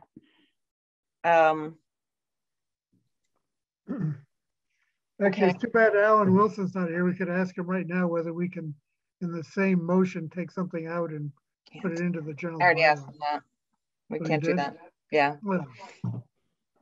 Sorry. Okay. So stormwater, I think we're going to move that to the general bylaws, so we can do that. Accessory dwelling units were not prepared. I think to section 6 we kind of need to break the issues down to have a discussion in a working session, which I will do with maybe Chris and Laura, and then we'll just kind of get agreement on how we're going to move those forward. I'm hoping though, then the last thing, and then we will also take up the accessory dwelling unit in a working session. We'll have to decide when that's going to be. In that case, we're going to have to just decide what we're going to bring forward. The other one that has come up is floodplain, and I think we don't have a specific enough proposal for that unless there's something that can go into the general bylaws. I just haven't seen it. There were still some questions on it. So I know that there was a discussion about that. If there's something we can put in the general bylaws, then that's fine, but we haven't got a section on that. So so the time remaining is actually only 8:30 tonight. I thought we were going to be a lot later, so only come on. I know. So maybe we should take the rest of the night off. No, I was going to suggest that maybe we could try to make a decision about what we bring forward on the residential cluster, because the provisions are actually quite similar. I mean, there are some changes between the proposed bylaw and the existing, but they're not wildly substantially different. Chris, do you think we can do that tonight? I'm happy to bring it up. We can. I'd prefer starting with senior housing because I think that's easier. And then if we still no, we already voted to move that to public hearing. We voted that last week. We did. Oh, yep. I'm sorry. Okay. Great. Yeah. Then let's see if we can let's have it out and see where we can go. We can go with the residential cluster. I'm gonna bring it up, and I'm gonna bring up the Word document, which is a little hard to see on the. I meant to put up a PDF of Chris's memo because he had the little graphics. So let me do that. Christina, go ahead.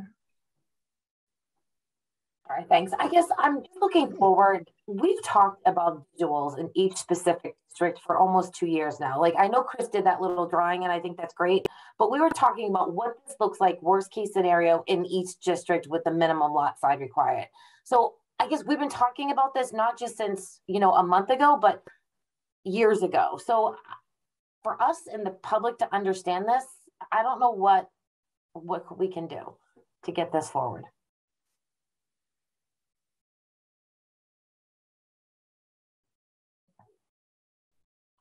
I guess who in town has this capability of making that happen? Let's walk through Chris's memo, and hopefully that will help us to advance the discussion. Chris, I'm gonna, oops, Ron, can you give me the almighty control, please?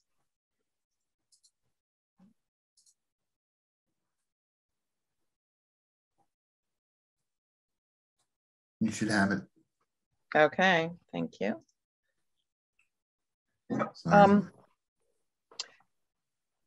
Chris, can you, I'm gonna just, I'm gonna make this bigger. So can you just kind of walk us through your, without reading it aloud, but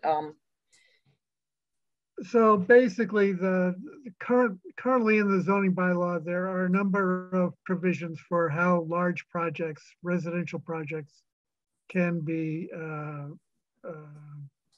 permitted. And they're all pretty much the same, except, so I'm not going to go through them right now. One of them we actually deleted from at the last town meeting. One of them, special permit site plan review, Mark Bobrowski says is unconstitutional or something, so we can't do that, because if you're allowed to do a plan by right, you can't then require a special permit. You can do a site plan review separately, however. And then the final one is the residential conservation cluster. And the cluster, the way it's currently set up, says that you're not allowed to create any more units than you could under a normal subdivision. However, you can relax the rules, reduce the size of the lots and the setbacks, and therefore reserve some open space. And so I guess we should maybe just look at some graphics as to what that would look like. Is that this? Yeah, there we go. So that's just some dice sitting on a piece of paper. And actually, Gary Gilbert has done a much better plan than this. I was just trying to do something quick and easy. But the difference between the one on the left, which is a traditional subdivision with a single family house on a standard lot, versus a clustered where you can put units closer together and create open space, that's better for the developer and it's better for the town because we get much less disruption of the natural environment. We get some open space, and theoretically it's better for the people living in the community there as well. There are examples of this all over town. So it's not like it's a brand new thing that we've never seen before. A great example is on Brook Street, across from the old Cricket Press building, where there's a wonderful set of townhouses on, I don't know, maybe 2 acres of land altogether. It's quite dense, but it's very attractive. Another example is at the corner of Pine Street and Bridge Street on top of that rocky hill. There are a bunch of clustered townhome things sitting up there, very attractive, minimal disruption to the environment, and a great place to live. So the difference, what Mark Bobrowski is proposing, one of the things in our current subdivision, our current cluster, conservation cluster, is that a certain number of units have to be set aside as affordable. And Mark says that that's been found to be illegal to do that. That what we really have to do is create some kind of a negotiation with the developer where we can trade extra density for goodies that we want. So there are 3 examples of that that are outlined in the new proposed conservation cluster. One would be trading more open space for more units. The second would be actually some amenities, some public amenities like a ball field or something in return for additional units. And the third might be affordability. So you could get more units if some were set aside as affordable. There's a limit as to how many more units you can do. So I think the current proposal is 20%. I'm suggesting maybe 30% if they're affordable. And the rest of it is pretty straightforward. So I guess I'd open this up for questions from other board members. Can we just, can I just walk you, can we walk through the rest of this memo though? Because I think you've done a good job of showing the proposed, so we have the existing provisions, and the yellow here are the, so is this the existing bylaw? Yes, that's the existing bylaw.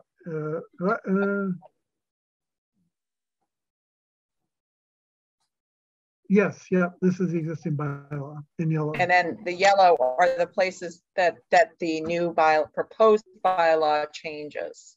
So Mary wanted to see a track change, and it's very hard to do that. But what I was hoping to do is this is sort of a substitute with that, making the highlighting the important parts of the bylaw in yellow, and then doing the same with the new language below in green.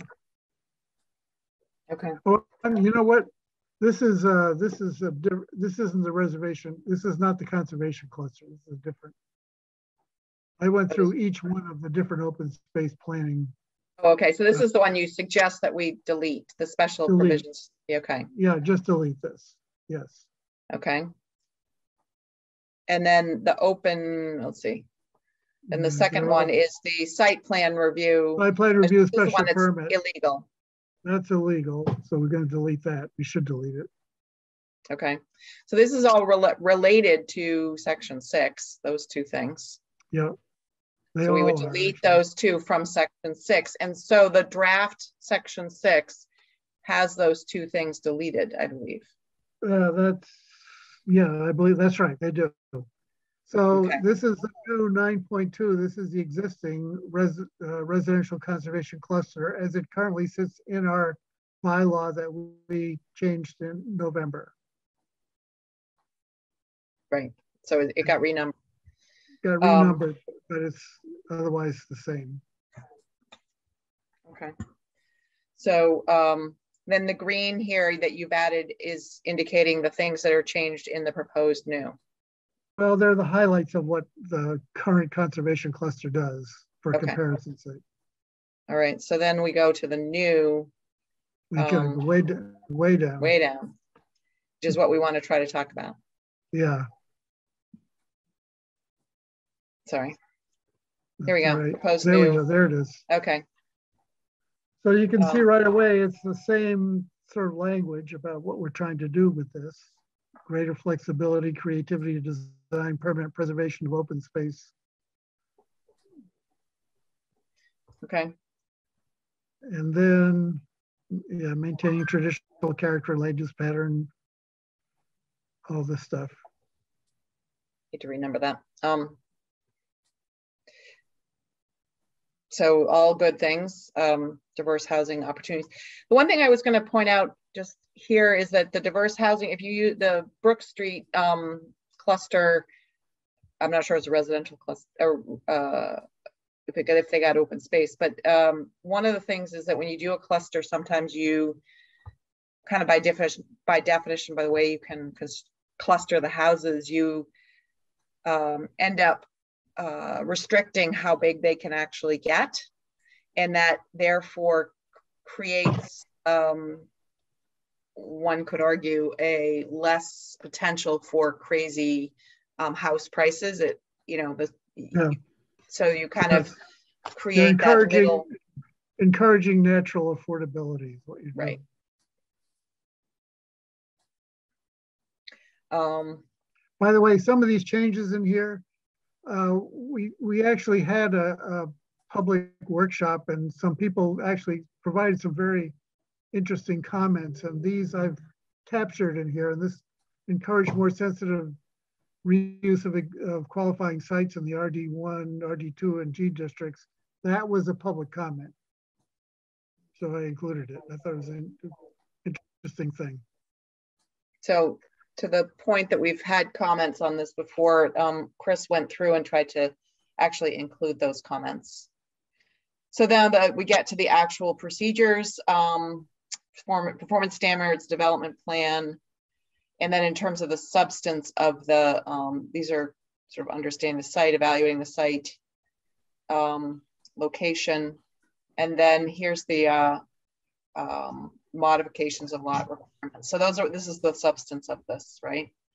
Yes, that's correct. So why don't you just walk us through this? So let's see, the first is that individual lots within a reservation cluster don't have to have frontage on the street other than a street created by the residential conservation cluster. So I guess that's pretty self-evident that you can reduce by 50% the side and rear yards that are required in the general district. One of the things we might want to consider is allowing townhomes in these clusters, which does also happen throughout the town. And it's probably a really good way to create even additional open space. But here's the key thing, which I want especially Mary to understand. The maximum number of dwelling units allowed in a residential conservation cluster shall not exceed the number of dwelling units that could be reasonably expected to be developed on the site under a conventional plan. So we're not increasing density on its face with a cluster. Okay. We are offering density bonuses. And the way the language that Mark has proposed to us is that the density bonus shall not in the aggregate exceed 20% of the maximum number. So if you're allowed 10 units under a traditional cluster, with the maximum density bonus, you get 12.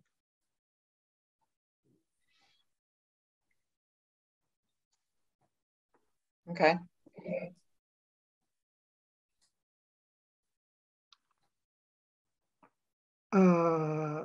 Let's see. So the one way to get this is the bonus is to increase the open space by at least 10%. And the second way is to provide significant amenities to the town, including infrastructure improvements, equipment, technical assistance, whatever we want to negotiate. This is all under a special permit, so we have complete control over what it is that we want to get out of it.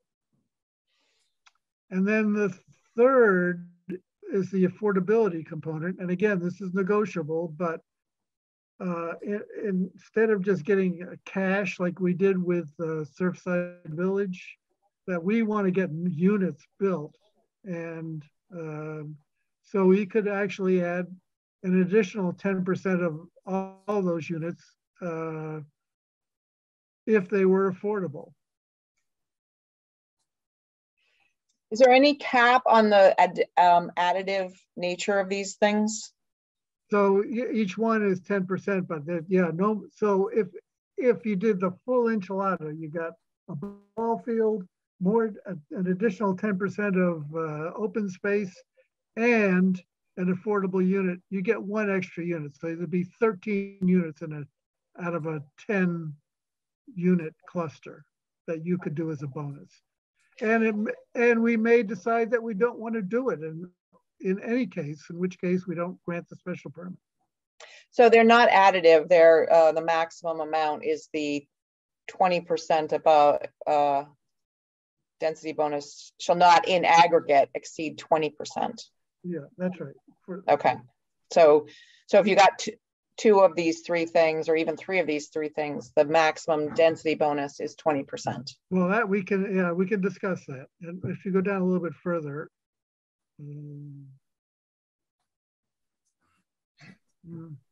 well, so yeah, I guess that's something we can talk about. Okay. And a minimum of 20% of a cluster anyway has to be contiguous open space. Okay.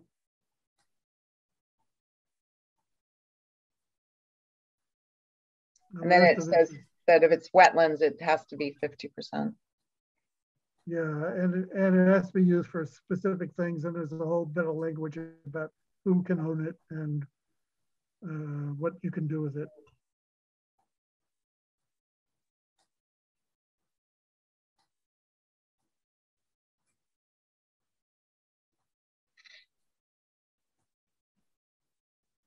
Okay.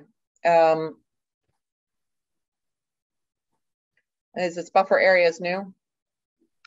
No, that's just a highlight. Highlighted, okay.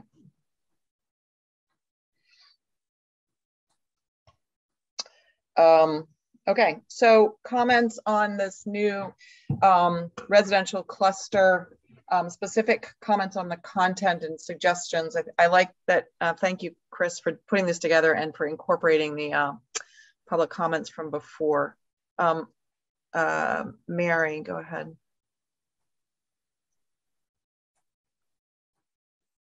Thank you. Thanks, Chris. So I feel like this is what we talked about a few meetings ago, and we left that meeting saying we need some data to kind of look at things. So, you know, District D is going to be different than District C with this type of thing. Does it make sense to have it in District D? So we were going to look at things spatially and in a table in each of the districts. So we would be informed before we brought this to a public hearing. How many lots do we have in town? So the current requirements are 5 acres. And now we're reducing that to just 2 times what the district requires. So how many lots do we have that in town, right? Like how many lots are twice what the district requires? So I think we should know some basic data so we even understand how many of these we could have. The setback requirements changed. The formula for the what is coverage has changed. The parking rules had changed. The contiguous open space, the current bylaw is 60%, the proposed is 20%. The buffer could be reduced. So it's all the same data we already looked at. So I guess I'm you know, would still like to see those samples, have us do some studies, some due diligence, so we have data. I feel like we're pushing a lot of these bylaws forward. And I think Reservation Conservation Cluster is a good thing, but I think we have to understand what our town is capable of, what are the lots that we're dealing with. I mean, we need to know data. And I'm sitting here and you know, the bylaw looks okay, I guess, but I don't know in real life how it translates to Manchester. So that's those are my concerns. Okay. So go ahead, Sarah. Yeah, I was going to say, I think that data is challenging to put together, and the outcome of a build out analysis, which is what I think you're asking for under this bylaw versus the old bylaw, is kind of the maximum numbers of units that would be, if everybody who was for whom this was a possibility did a maximum build out. That's the question I think you're asking. And then No. But so what's the outcome of this analysis? What's the question that we're going to answer with an analysis? So maybe we can get at the question in some other way. What's the question we want to know? Yeah, I'm not looking for a full build out at all. I mean, I think with our current bylaw, you can quickly determine, okay, how many pieces of land are 5 acres or more, right? Like that's pretty easy. You're going to rule out probably all of District D, lots of District B, you know, so you're only getting to certain districts. So when you take that requirement away, you kind of say, okay, this could happen all over town. Is it the same, you know, does it have the same impact in a District D that it would have in a District C or E or general district? Or, you know, we have to be able to at least plot and plan a little bit to say, does it make sense? And I think the example I said last meeting was District D, where you could get, with the bonuses and things like that, 5 houses on 12,000 square feet for a payoff of what open space? Like, you're not going to have any open space left, really, right? Like, the percentages don't really. So Mary, that's the point. You can't do that.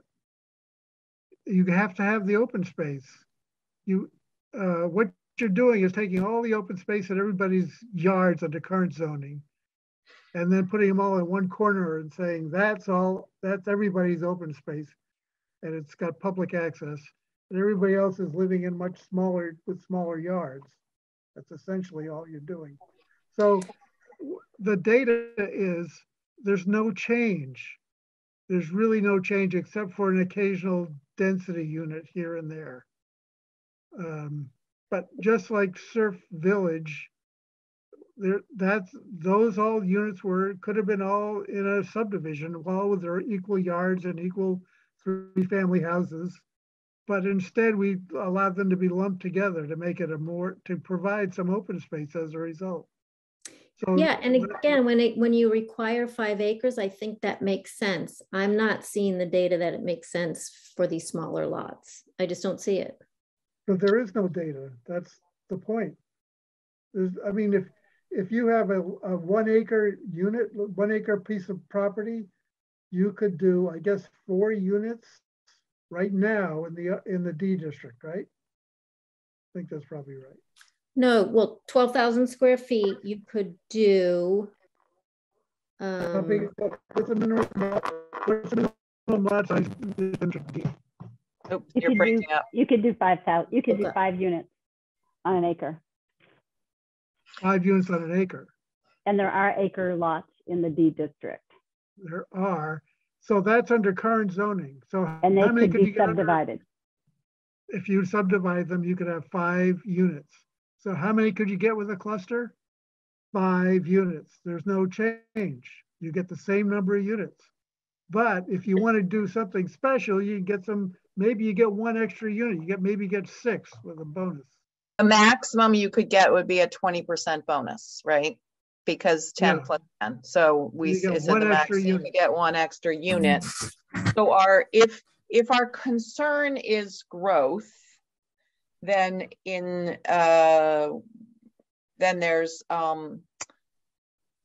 if growth is bad, then this does have bonus for certain other values. And if our metric is growth as a good or bad as a metric, I mean, I think it depends on your perspective whether it's something we want or not, and that growth comes with a corresponding public benefit that's enumerated as affordability, preserved open space, or other public benefit. So I think the question is philosophically whether or not that's a good trade-off and it's kind of impossible, I think, to determine where people will take us up on that, because we know that there are many places in town that aren't fully built out under current zoning, so that current zoning is not a predictor as of today on what a full build out would be. Does that make sense?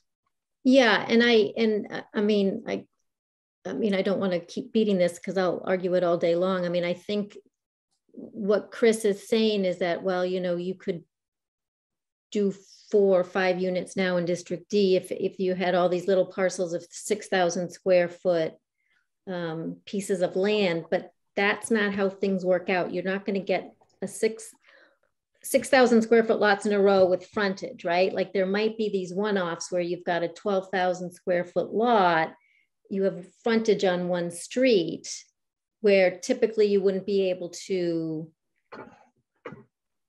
I think you would divide it because you don't have the frontage, but this is going to change that. And so, you know, but again, I would like examples, I guess, is my key. So that the example is if you can reasonably get 3 units on a lot in the D district by right, that's all you can get with the cluster. But you can't by right now. Okay, yes, let's. You can. Of course, you can. If you have the frontage, and you have the lot sizes, you can subdivide. You do A&Rs all day. You can do it. Sue has her hand up, and then I want to speak to something on that. Thanks. I want to, Mary maybe is missing the point that if you have that lot, you can create a subdivision by right, thereby it creates the road, thereby creates the frontage. So that's the mechanism that would allow you to divide a lot. We're just doing it in a more efficient, effective way and getting a benefit from it. With special permit review. Right. No, thank you. No, I understand that. And I guess I need some analysis or something that this is the best, most efficient way for all districts, because it's a big change from what we currently have. So that's all I'm going to say. I'm going to take Laura in a second. I just want to point out that having spent 7 years on the Newbury Planning Board, where lots of what everybody would have said was a single family, one lot, one house lot, ended up getting subdivided with these crazy pork chop lots, which might be harder to do in Manchester because of our lot width requirement, but nonetheless, and these cul-de-sacs that went in, and it's quite amazing what can be done with subdivision. We don't see a lot of them here, but I think we want to avoid those things that end up being these crazy subdivisions. So, but I have a second thought, but I'll come back to that. Laura, go ahead. You just moved. Yeah, I'm trying to think about, we're talking about number of units, and that's certainly important, and it's one of the measurements, but I want to make sure we also talk about this in the terms of kind of environmental conservation and the footprint of development.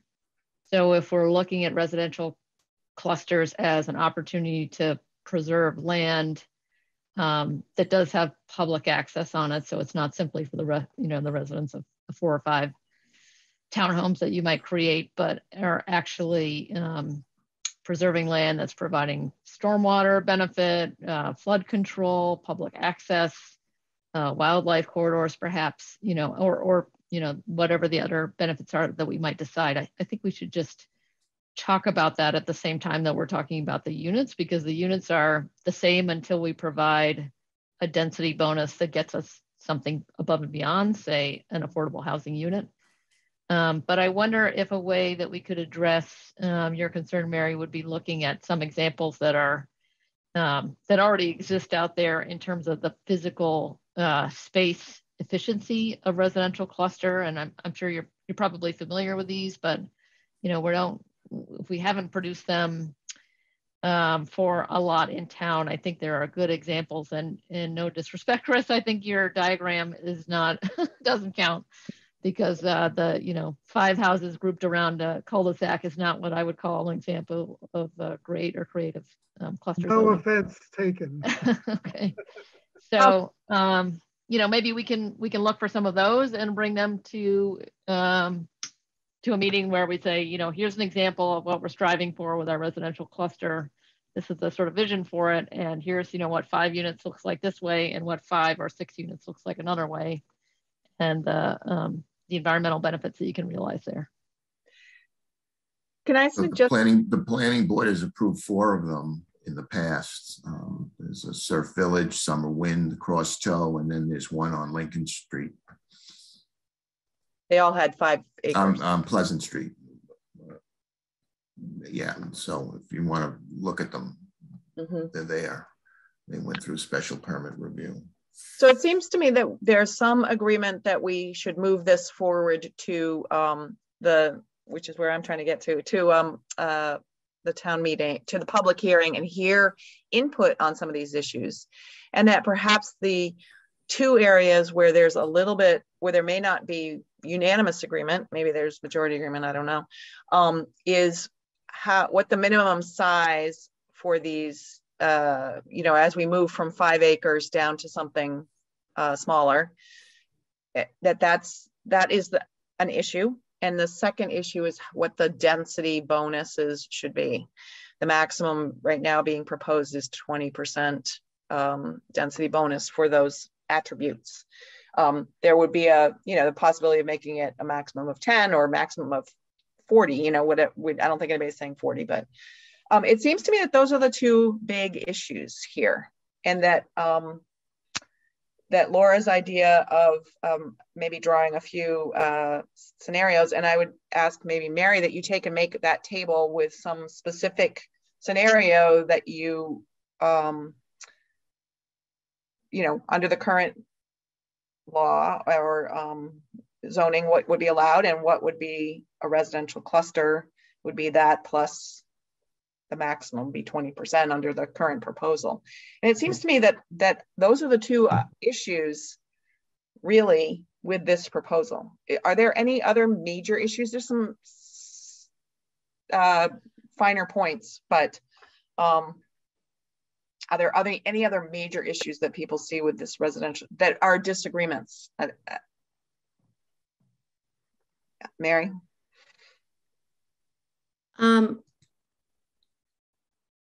Oh, I just lost my train of thought.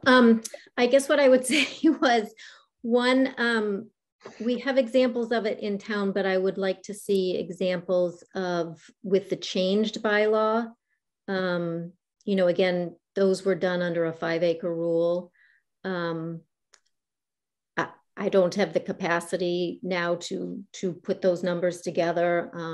So I'll take my name off of that. And I think if this is brought to a public hearing, I think we should, and any of the bylaw changes, really, we should look at it in its entirety of how, residential conservation clusters would work with accessory dwelling units, would work with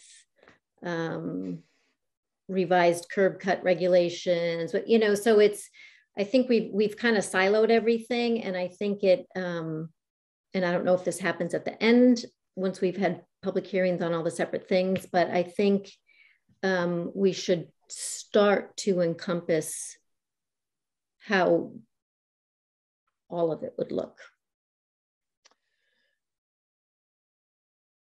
Just my thought. I'm not sure how we do that. If you have a specific idea about how, I'm not sure I understand what that looks like. Yeah, so even a question I would have is it, say on a piece of land, a residential conservation cluster goes through, does that mean there's no accessory dwelling units allowed on that just because it's now a conservation cluster? I don't know. So Mary, a conservation cluster is a different way of doing a subdivision. We have a subdivision control law in effect right now. And this is basically a variation on the subdivision control regulations. The subdivision control regulations say nothing about accessory dwelling units. They don't say anything. They specify curb cuts. All that's going to stay the same. It's all controlled by the subdivision regulations. All we're saying is that certain provisions in those subdivision regulations can be waived under a special permit that allows the units to be clustered together more closely than they would under a traditional subdivision. Maybe that's the way you think about this. No.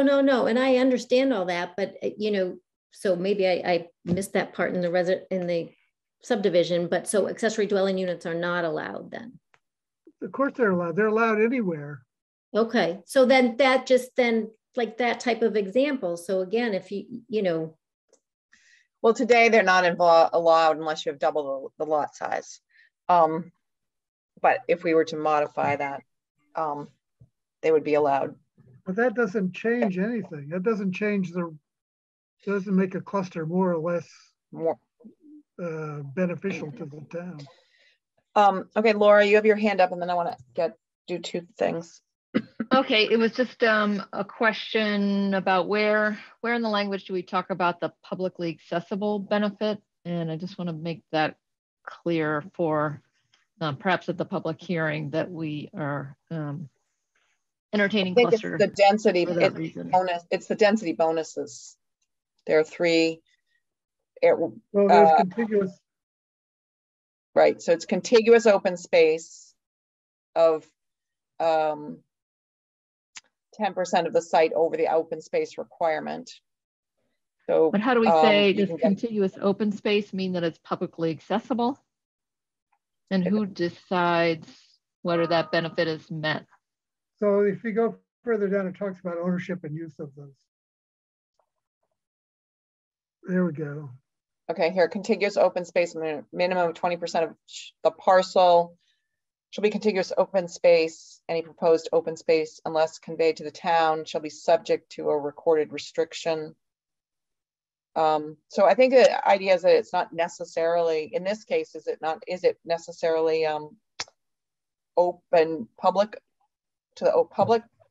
I don't think that's specified. No, I guess we could add it. So maybe the bonus should be for publicly available open space. Sure, I think that's the intent. Okay. I would disagree that it's always the intent. I think neighborhood open space in most cluster bylaws, it allows it to be owned and used by the residents of that neighborhood as well. I think it's helpful, not publicly or could be, Sue, or? and not necessarily public accessible. In fact, some of them are not accessible at all and are only used for conservation purposes. I think it's really dependent on the site whether it's. I would be hesitant to say it has to be open to the public because I think there are many ways that we can benefit from green space without the requirement of open to the general public. Maybe we could add wherever possible, public access shall be encouraged or something like that. You know, I think we might get into a liability issue there. Well, if it's conveyed to the town, then obviously the town has a right to use it for that purpose. And I don't want it to be a disincentive, certainly, to cluster zoning, because I think just the smaller footprint of development is a benefit in itself. But well, I think maybe it's when we're getting into the bonus situation that you make it a requirement.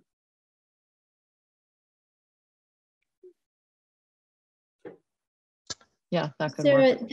I don't have it in front of me. Mine was numbered differently. I had 9.2.14.3, but it should be 9 actually. Yeah. It said the town would maintain the open space. So is that still in there? No. I don't think we took that out. You took that out? Yeah.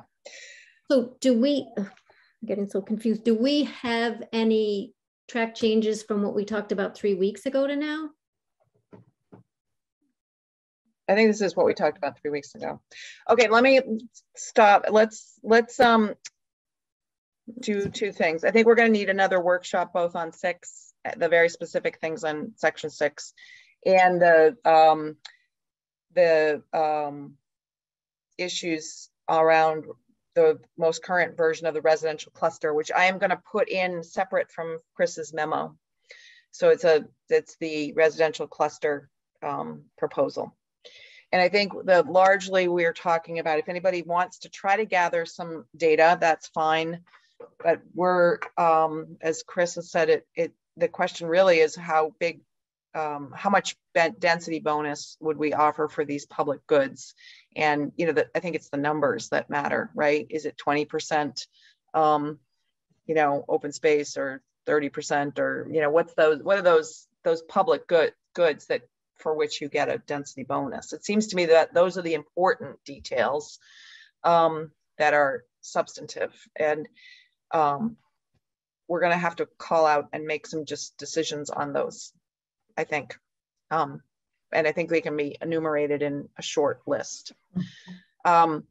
So we're not going to try to, I would hope to try to get through those tonight, but I don't think we have the bandwidth. And I think we can pull them out and get the actual, I can put up a new version of the right version using this memo, cut it out and have it as the language. Christine? Is there a copy that hasn't been changed that we can compare to what we're changing? Like, how are we keeping track of this? Like, I feel like some things are changing, not in a meeting. Yeah, that's a good question. In the SharePoint directory, I have put the latest approved changes of everything. So except for section 6, the residential cluster and the accessory dwelling units, we have voted to move everything to a public hearing. Now, arguably, they're not perfect, and I think we need to go, and we last time authorized Chris, Mary, and me and Sue to sit together and do the administrative section numbers and, you know, little picky things. We're trying to figure out a time to do that. We don't have a track changes document, and we're not, I can't possibly imagine doing it. I can't imagine that it would be useful. And I worry that worrying that change is bad is, being scared of a change is not necessarily helpful, but we should look and read carefully the proposed new language to make sure that they are moving us in the right direction. All of the changes that we have put forward have had a lot of vetting, either from Mark Bobrowski or from prior public comments. No, we don't have a track changes from our existing document. Well, I just can't read the document to see what was changed every meeting for specific changes to see what was happening. So I think the track changes are helpful to save time. I guess I don't have the amount of time to compare new to old. And the only documents that are in there that, except for those 3 that I just listed, we voted to move those versions. Okay, but like forward. Section 6, the rear parking out, that was taken out, but we didn't discuss that. We didn't vote on that. So I guess that's You're right. We have not voted that, and that we need a workshop to go through section 6. But why was it taken out is my point. Like, we didn't, to me, it shouldn't be out regardless. So until we vote and talk about it, it should all be in there. So I guess I'm concerned about keeping track of this and just removing things without a workshop. I mean, it's gone. It was, I think on section 6, as we described last time, it was an effort to try to make sense of what's a scramble in that, and to move toward best practices. So if you feel strongly that there are things that have been taken out, I think we have to lay them side by side. You're going to have to lay them side by side. So that, I don't see another way to do it. And I guess where's the original document then? The document is in your zoning. All the drafts are on the SharePoint, every draft. So that was actually my question. So the draft that we talked about last week is in there untouched versus the draft that now it's removed, backing out of the driveway? I don't know what you're talking about last week. Last time we did review section 6, and I tried to keep the same version, I think. So, yeah, nothing's changed. So let me ask one other question. Let me ask another question. What I need personally is actually a printout now of all of this. And I wanted to know if others would like, I'm going to work with Sue or somebody or Sharon or to get a printout of all of the latest, the near final or draft versions. Does anybody else would like a printout while we're getting one for me? A printout of which section, Sarah? All of them? To do all of them because I need to lay them on my dining room table and track changes with pen to make sure that the section numbers are correct and that they have, you know, Mark Borowski had different numbering and all those things. So a printout of all the proposed new language. Yes, I'm going to do that for myself. That would be helpful. Is there, Chris, I know wants one. Please. Mary, would you like one? Yes, please. Christina? Yes, please. Gary? He's away. Ron, would you like one? Or are you happy? No, okay. So we've got 5. Great. I'll work with you, Sue. I think we need another workshop. It's late, getting late. I haven't eaten dinner. I don't know if anybody else has.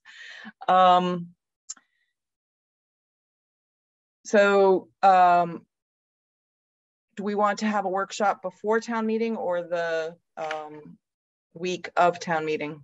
Those are really the choices. That week of town meeting is school vacation. No, I'm sorry. Vacation is next week. Next week is school vacation. No. I would suggest one before because we could also maybe go over the presentation for the LCD at the annual town meeting, or unless we're doing that tonight. Actually, I need to sign off. Ron, can I ask you a question on that? Let's figure out where we're going to meet if we can. So that I think that leaves us with Thursday night this week or Tuesday or Wednesday next week. This is a workshop or a planning board meeting? It's a workshop to talk about zoning.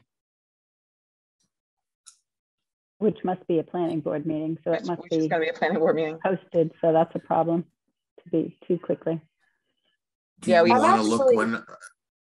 You want to look when other town meetings are? 21st. I'm sorry. So we could Next do Thursday, a week from Thursday. I'm actually doing some college visits and won't be back until late Wednesday night.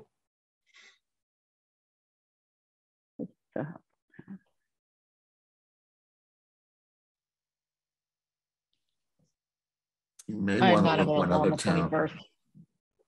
I'm sorry, Laura. I'm sorry, I'm not available on the 21st.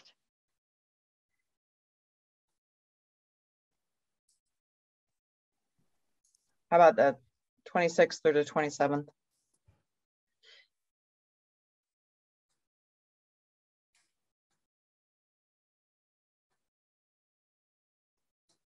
Is there anybody who can't make it on either the 26th or the 27th? Brown and I cannot make it on the 27th. There's a 40B meeting. I was going to say, I prefer the 26th. I could do the 26th. Like, yeah. Okay. Town meeting is the night before. So I think I'd rather do it after town meeting personally, but. All right, let's try for the 26th. Sarah, are you anticipating a Zoom meeting? Yes. Okay. Thanks. Did you want to move it to 5:30? Sure. I won't be on before 6:30. Yes. Yeah. Okay. 6:30. Sorry. Mary, did you have? Okay. My hand was up from before too, but Ron, you mentioned LCD. We still have not yet presented the LCD bylaw change to FinCom. FinCom yes, approved. FinCom is. I've talked to Mark Weld on it. They've gotten. They actually approved. They went one step further and going to endorse the LCD. plan. But a few meetings ago, we agreed that we needed to present it to FinCom. What happened? Mark Weld was a liaison to our meeting. He was put there by Sarah Mellish. He attended our meeting. He heard the testimony on it. He reported back to his FinCom, and it was all taken care of within their own group. So he did it at a FinCom meeting? Correct. And then they approved, they voted not only to, they voted to endorse the use change. Okay, I'll check with Sarah. Did you attend that meeting as a liaison? I have not been at a meeting where it was I was at a FinCom meeting where cell signaling presented what they wanted to do in the LCP, but not what the bylaw change was. Yeah, so Mark Weld has been named liaison to our group by the FinCom. So now we have double liaisons. So we need to sort out with Mark and you as to how we're going to handle that.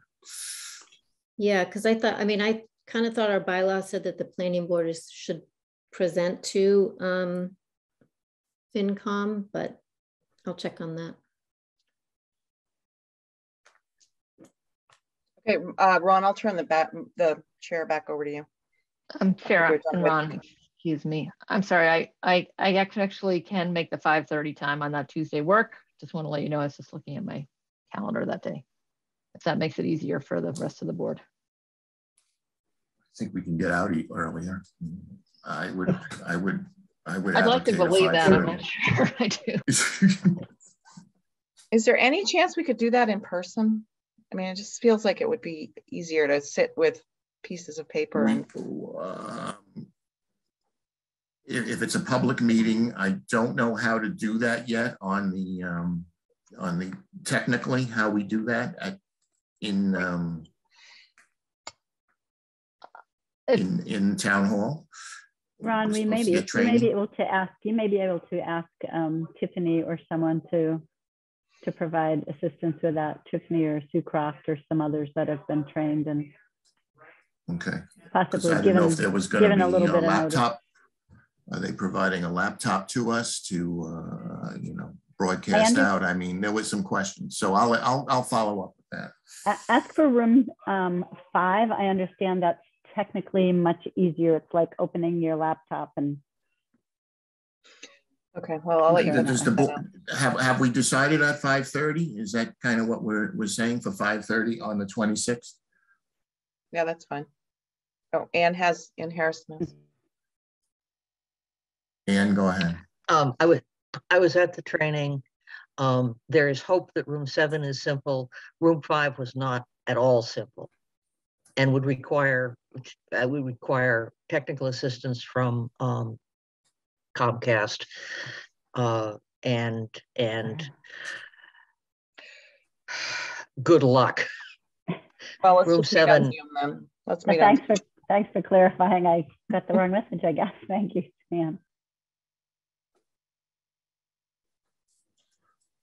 Okay, so tentatively it'll be in person if I can work out the logistics. Otherwise, it'll be back to Zoom. Okay. Okay, so the hour is late. We've been at this 3 hours. I just wanted to, the planner's report. Does anybody have any questions for Sue on that? It was pretty.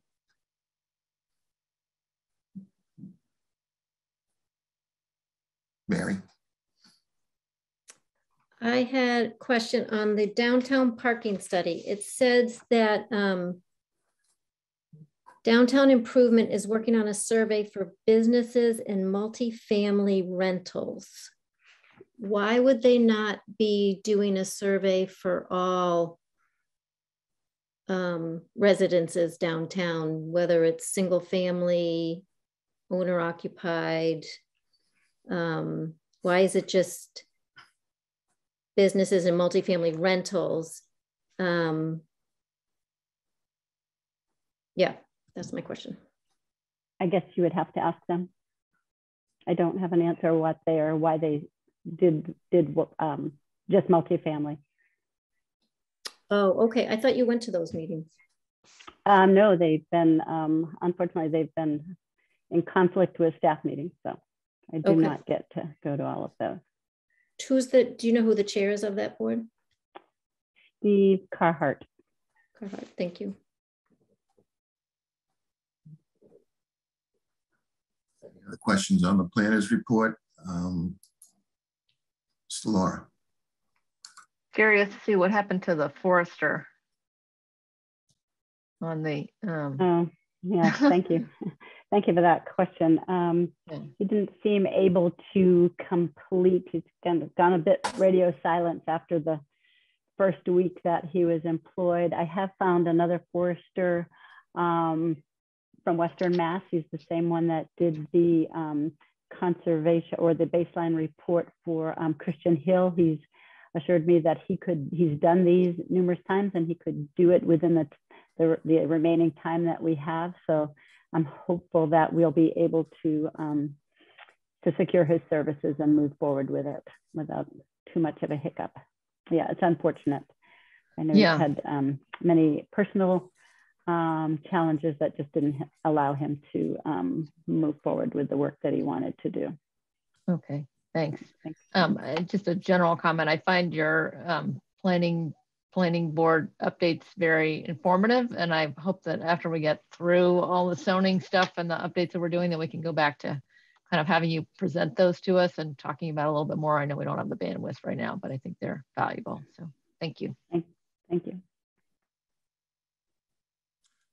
Okay, I think I'll skip the subcommittee and liaison reports, and I just want to get some of these minutes off of our, they're in a backlog here. We got 2 months worth. Any comments on the minutes? Let's start with 2/8/22.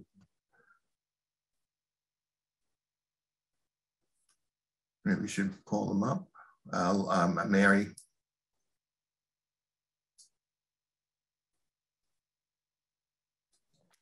I have to find them now. I actually had a question on the town planner's report about blasting, but we're not doing anything about blasting this go around, correct? For recodification.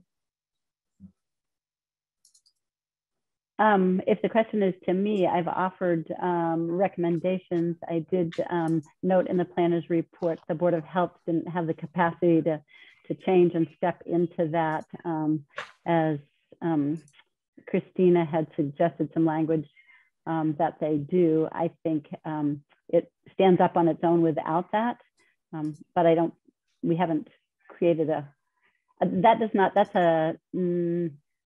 a zoning change. The zoning already exists. These are internal regulations that we would promulgate and post, but it's not a zoning change.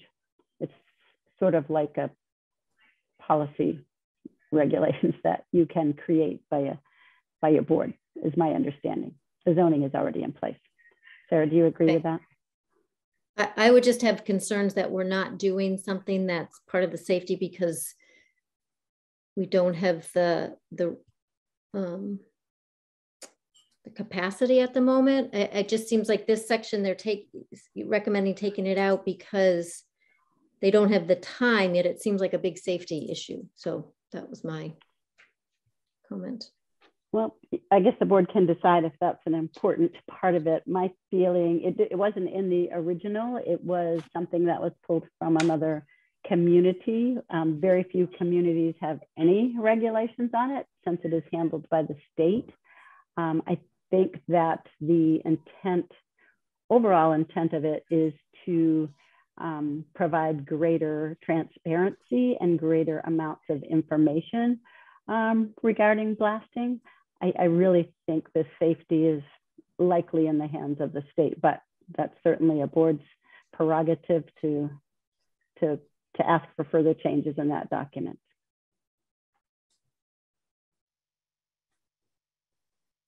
Ron, may I say? Yes. I was going to ask that we just get these blasting regulations onto our next meeting and finalize them. They've been out there for almost a year. Let's just vote them. And if we can always modify them as the Board of Health has capacity or whatever, I think we've got a good draft, and let's vote them at the next meeting. I think if we've, they've been out there, we've been looking at them for a really long time. So. And then I do have comments on the minutes. Yeah, so yeah, you had a lot of comments on February 8th. I see them all in the side there. Yeah, so I put them in the comments. If others have comments, I can add them as we go here too. I've been trying to keep my comments very much to the motions and not worry too much about the other stuff, because I just had a few from February 8th. Go ahead, Mary. So page 2, the first sentence says Ms. Gilbert instead of Mr. Page 3, 3/4 of the way down, accessory uses. It says accessory uses are in subsection E of the use table. I didn't know what subsection E was, but just say delete the subsection. Where's that? Page 3, about 3/4 of the way down, accessory uses.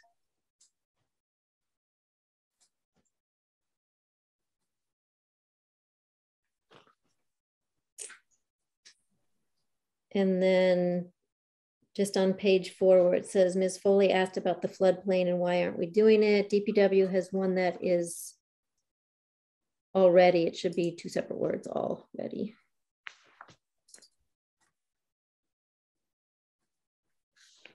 That's it. Sorry, I'm still not seeing this section. Oh, on page 3? So there's a use table. It says indoor club or recreational site, and then there's accessory uses. Oh, why do we leave the narrative? Can I just strike that sentence? Yeah, that's fine. Okay.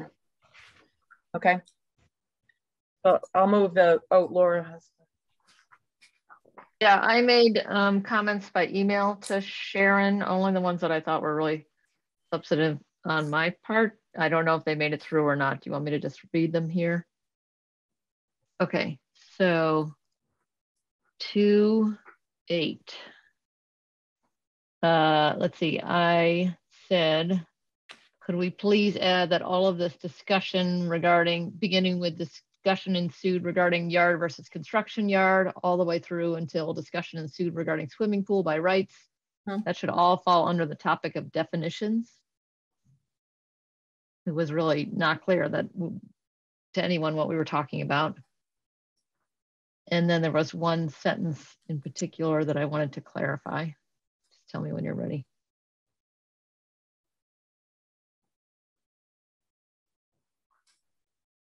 Or if it's easier, these are also in an email, Sarah.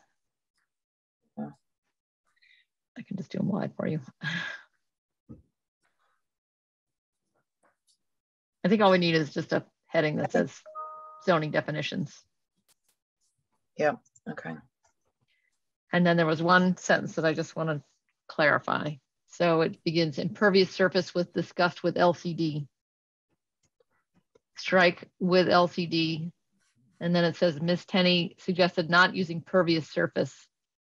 Yes, I caught that one already, and I already gave her that.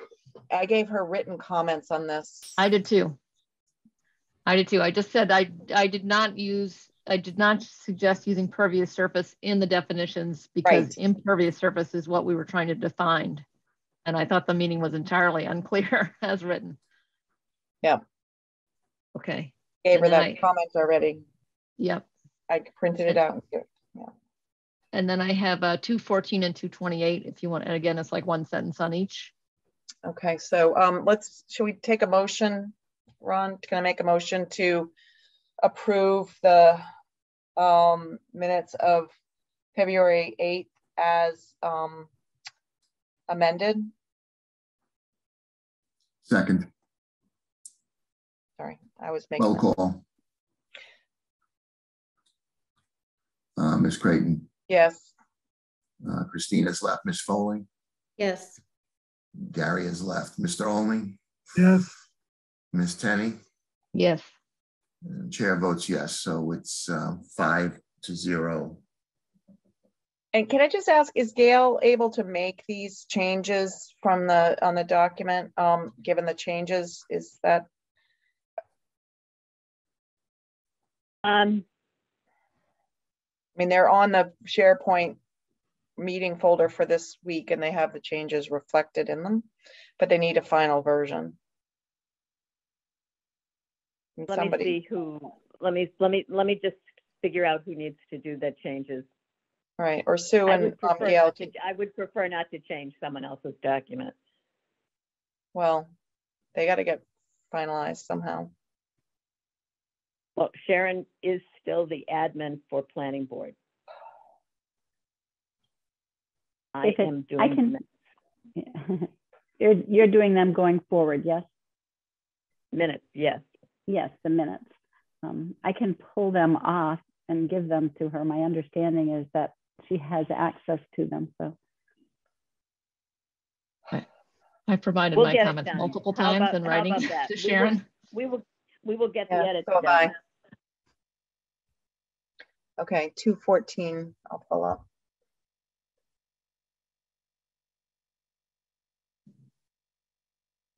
Sarah, and Laura, were the suggestions that you made, Sarah, have you already put them in the minutes or were they just in an email that outlined where they were? Mine were in an email written to Sharon when I copied Ron, Sarah, and you, Sue, and I can give you the dates. Okay. Two of them, one of them was sent on April 4th. That was regarding the 228 minutes. And then the other two were sent on April 7th regarding two separate emails regarding 214 and 208 minutes, February 8th and February 14th. Okay. 3 separate emails, just like one sentence each. But okay. And Sarah, were your changes made within the document? Yeah. That's on SharePoint? For now, yeah, I guess. Okay. And did you just make the ones declare what the ones that Mary offered? Did you put those in that document? Yes, I did. As well, but mine were put as comments. Okay. Okay. Ron, is it okay if Laura gives us our changes now? This is on 214? Yeah. 214 on the decision, the motion that begins for pedestrian safety. The area of the sidewalk that is raised needs to be repaved, strike smoothed down at the applicant's expense to comply with MAAB accessibility standards.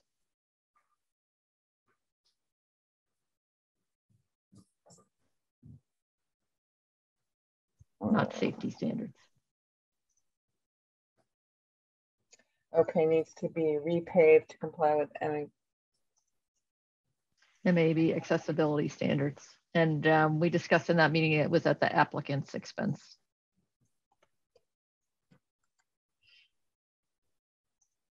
That did not make it in the motion.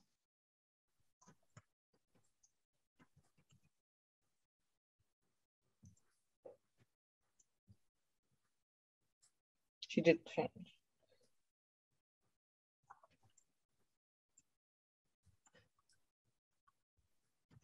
Laura, what's the standard you're referring there? MAAB, Mass Architectural Access Board, accessibility. Okay, thank you. Thank you. Okay, I think the repaved did get in there. Okay. So, Ron, you want a motion? Is that it on this one? Well, there's do you want typo changes or just content changes? There are a lot of typos. Yeah. I think we should just focus on people or content. Well, if you get down to the end here, about the going to town council, asking Gary to go to town council. I think that's kind of a misinterpretation, this line here. Again, I think what happened, if you can go up a little, Sarah, on this, where it says, I think Christine said we should go to town council, and then I think we had Bobrowski under contract, and at the time going to town council was a tedious thing. So I think Gary went to Mark Bobrowski for timeliness on that. I don't think I asked Gary to go to town council. I think that's incorrect statement. Sorry, on what page is this on? Keep going to the bottom. Oh, bottom. Keep going, way at the bottom. The middle of page 5. Oh, right there.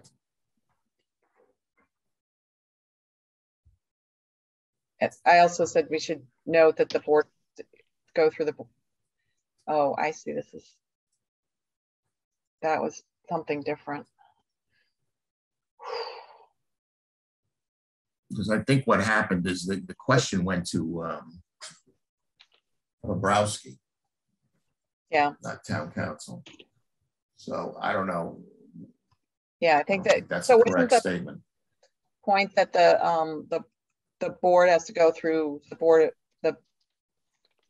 I delete at the time that was asked, the board had to go through to get permission from the Board of Selectmen to ask a question to town council. So I think there was some urgency to get answers. So we had Bobrowski under contract, and Ron, can I clarify that? Yes. Yeah. So I have a discretionary fund for professional services. When I saw that the board was struggling with the A&R, I asked Mr. Bobrowski, and I let Gary know that, and I know he was trying to take a first stab at these A&Rs and provide comments. So I told Gary to put his questions together, and I would send them to Mr. Bobrowski, and not under the contract for the recodification at all. In fact, I was very clear with Mr. Bobrowski that this was a separate issue and that he should bill me separately for those services. So just like I am looking at those funds to do a zoning workshop on A&Rs, that is under also my discretion. This was completely discretionary that I asked him to do that, and I followed up with him twice to produce the document that he had in hopes that it would help the board. The other thing is, at that time, we had been waiting for 4 weeks for comments on the LCD changes. So I don't know that we need to put that in the minutes, but okay. I would strike that. I would just strike that line. Yeah, stick with this one.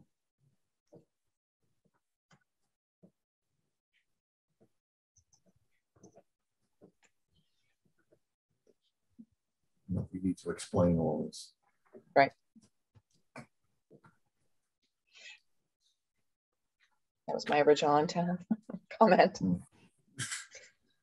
Okay, other comments? So do you want typos or no? Mary, I'll proof for typos. Okay. I'll go through. Great, thank you. Yeah, because there's just, mixing up Ms. and Mr. and that one's tough. I've done that a few times myself. Yeah. But I'll find them.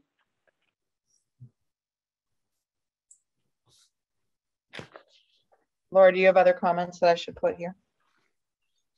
Only on the next set of meeting notes. So I'll move that we approve the minutes of February 14th as amended. I'll second. Anybody opposed? Nope. Oh, okay. Approved. 5-0. Yep.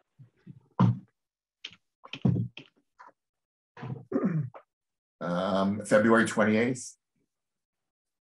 I had one. Go ahead, Laura. There's a line that says, Ms. Tenney thinks we should not be given dimensional requirements. We need to obtain a professional opinion. My intent was we should not be providing. I think I might have said giving.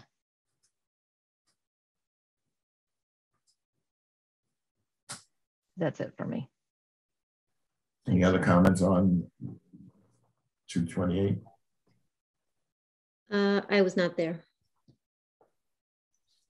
Motion to approve as amended. So I'll move that we approve them. I'll second it then.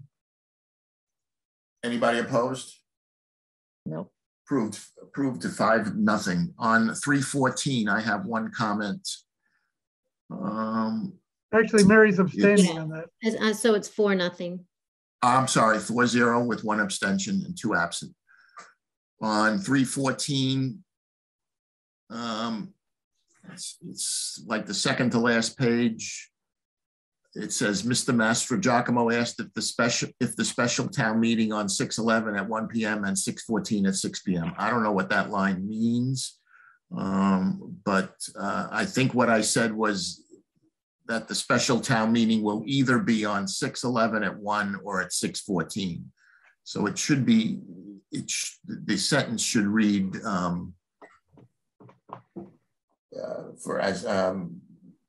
stated that the special town meeting would be on either 6/11 or 6/14, something like that. It should read. And then I had a, yeah, I'll fix it. You're fixing it? I have it from the Board of Selectmen. Okay. I think the dates are correct and the times, it's just the way it's stated. Yeah, and then other one on that one is that the roll call was in favor of laboratories and scientific uses. I can just correct it.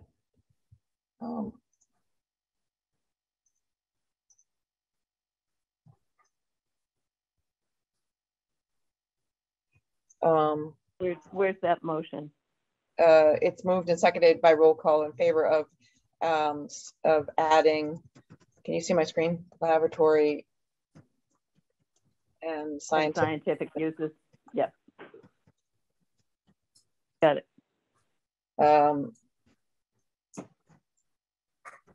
In the LCD, and then this. I don't know. I wouldn't have made that motion.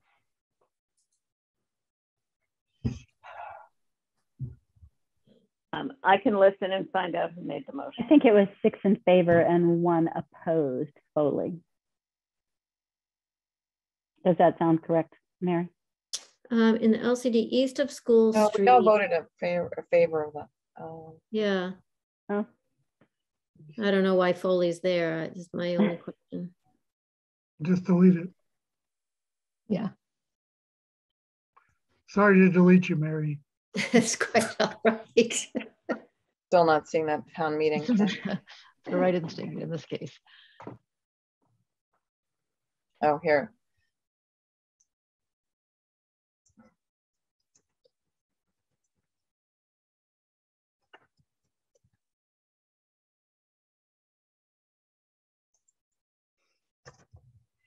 Okay.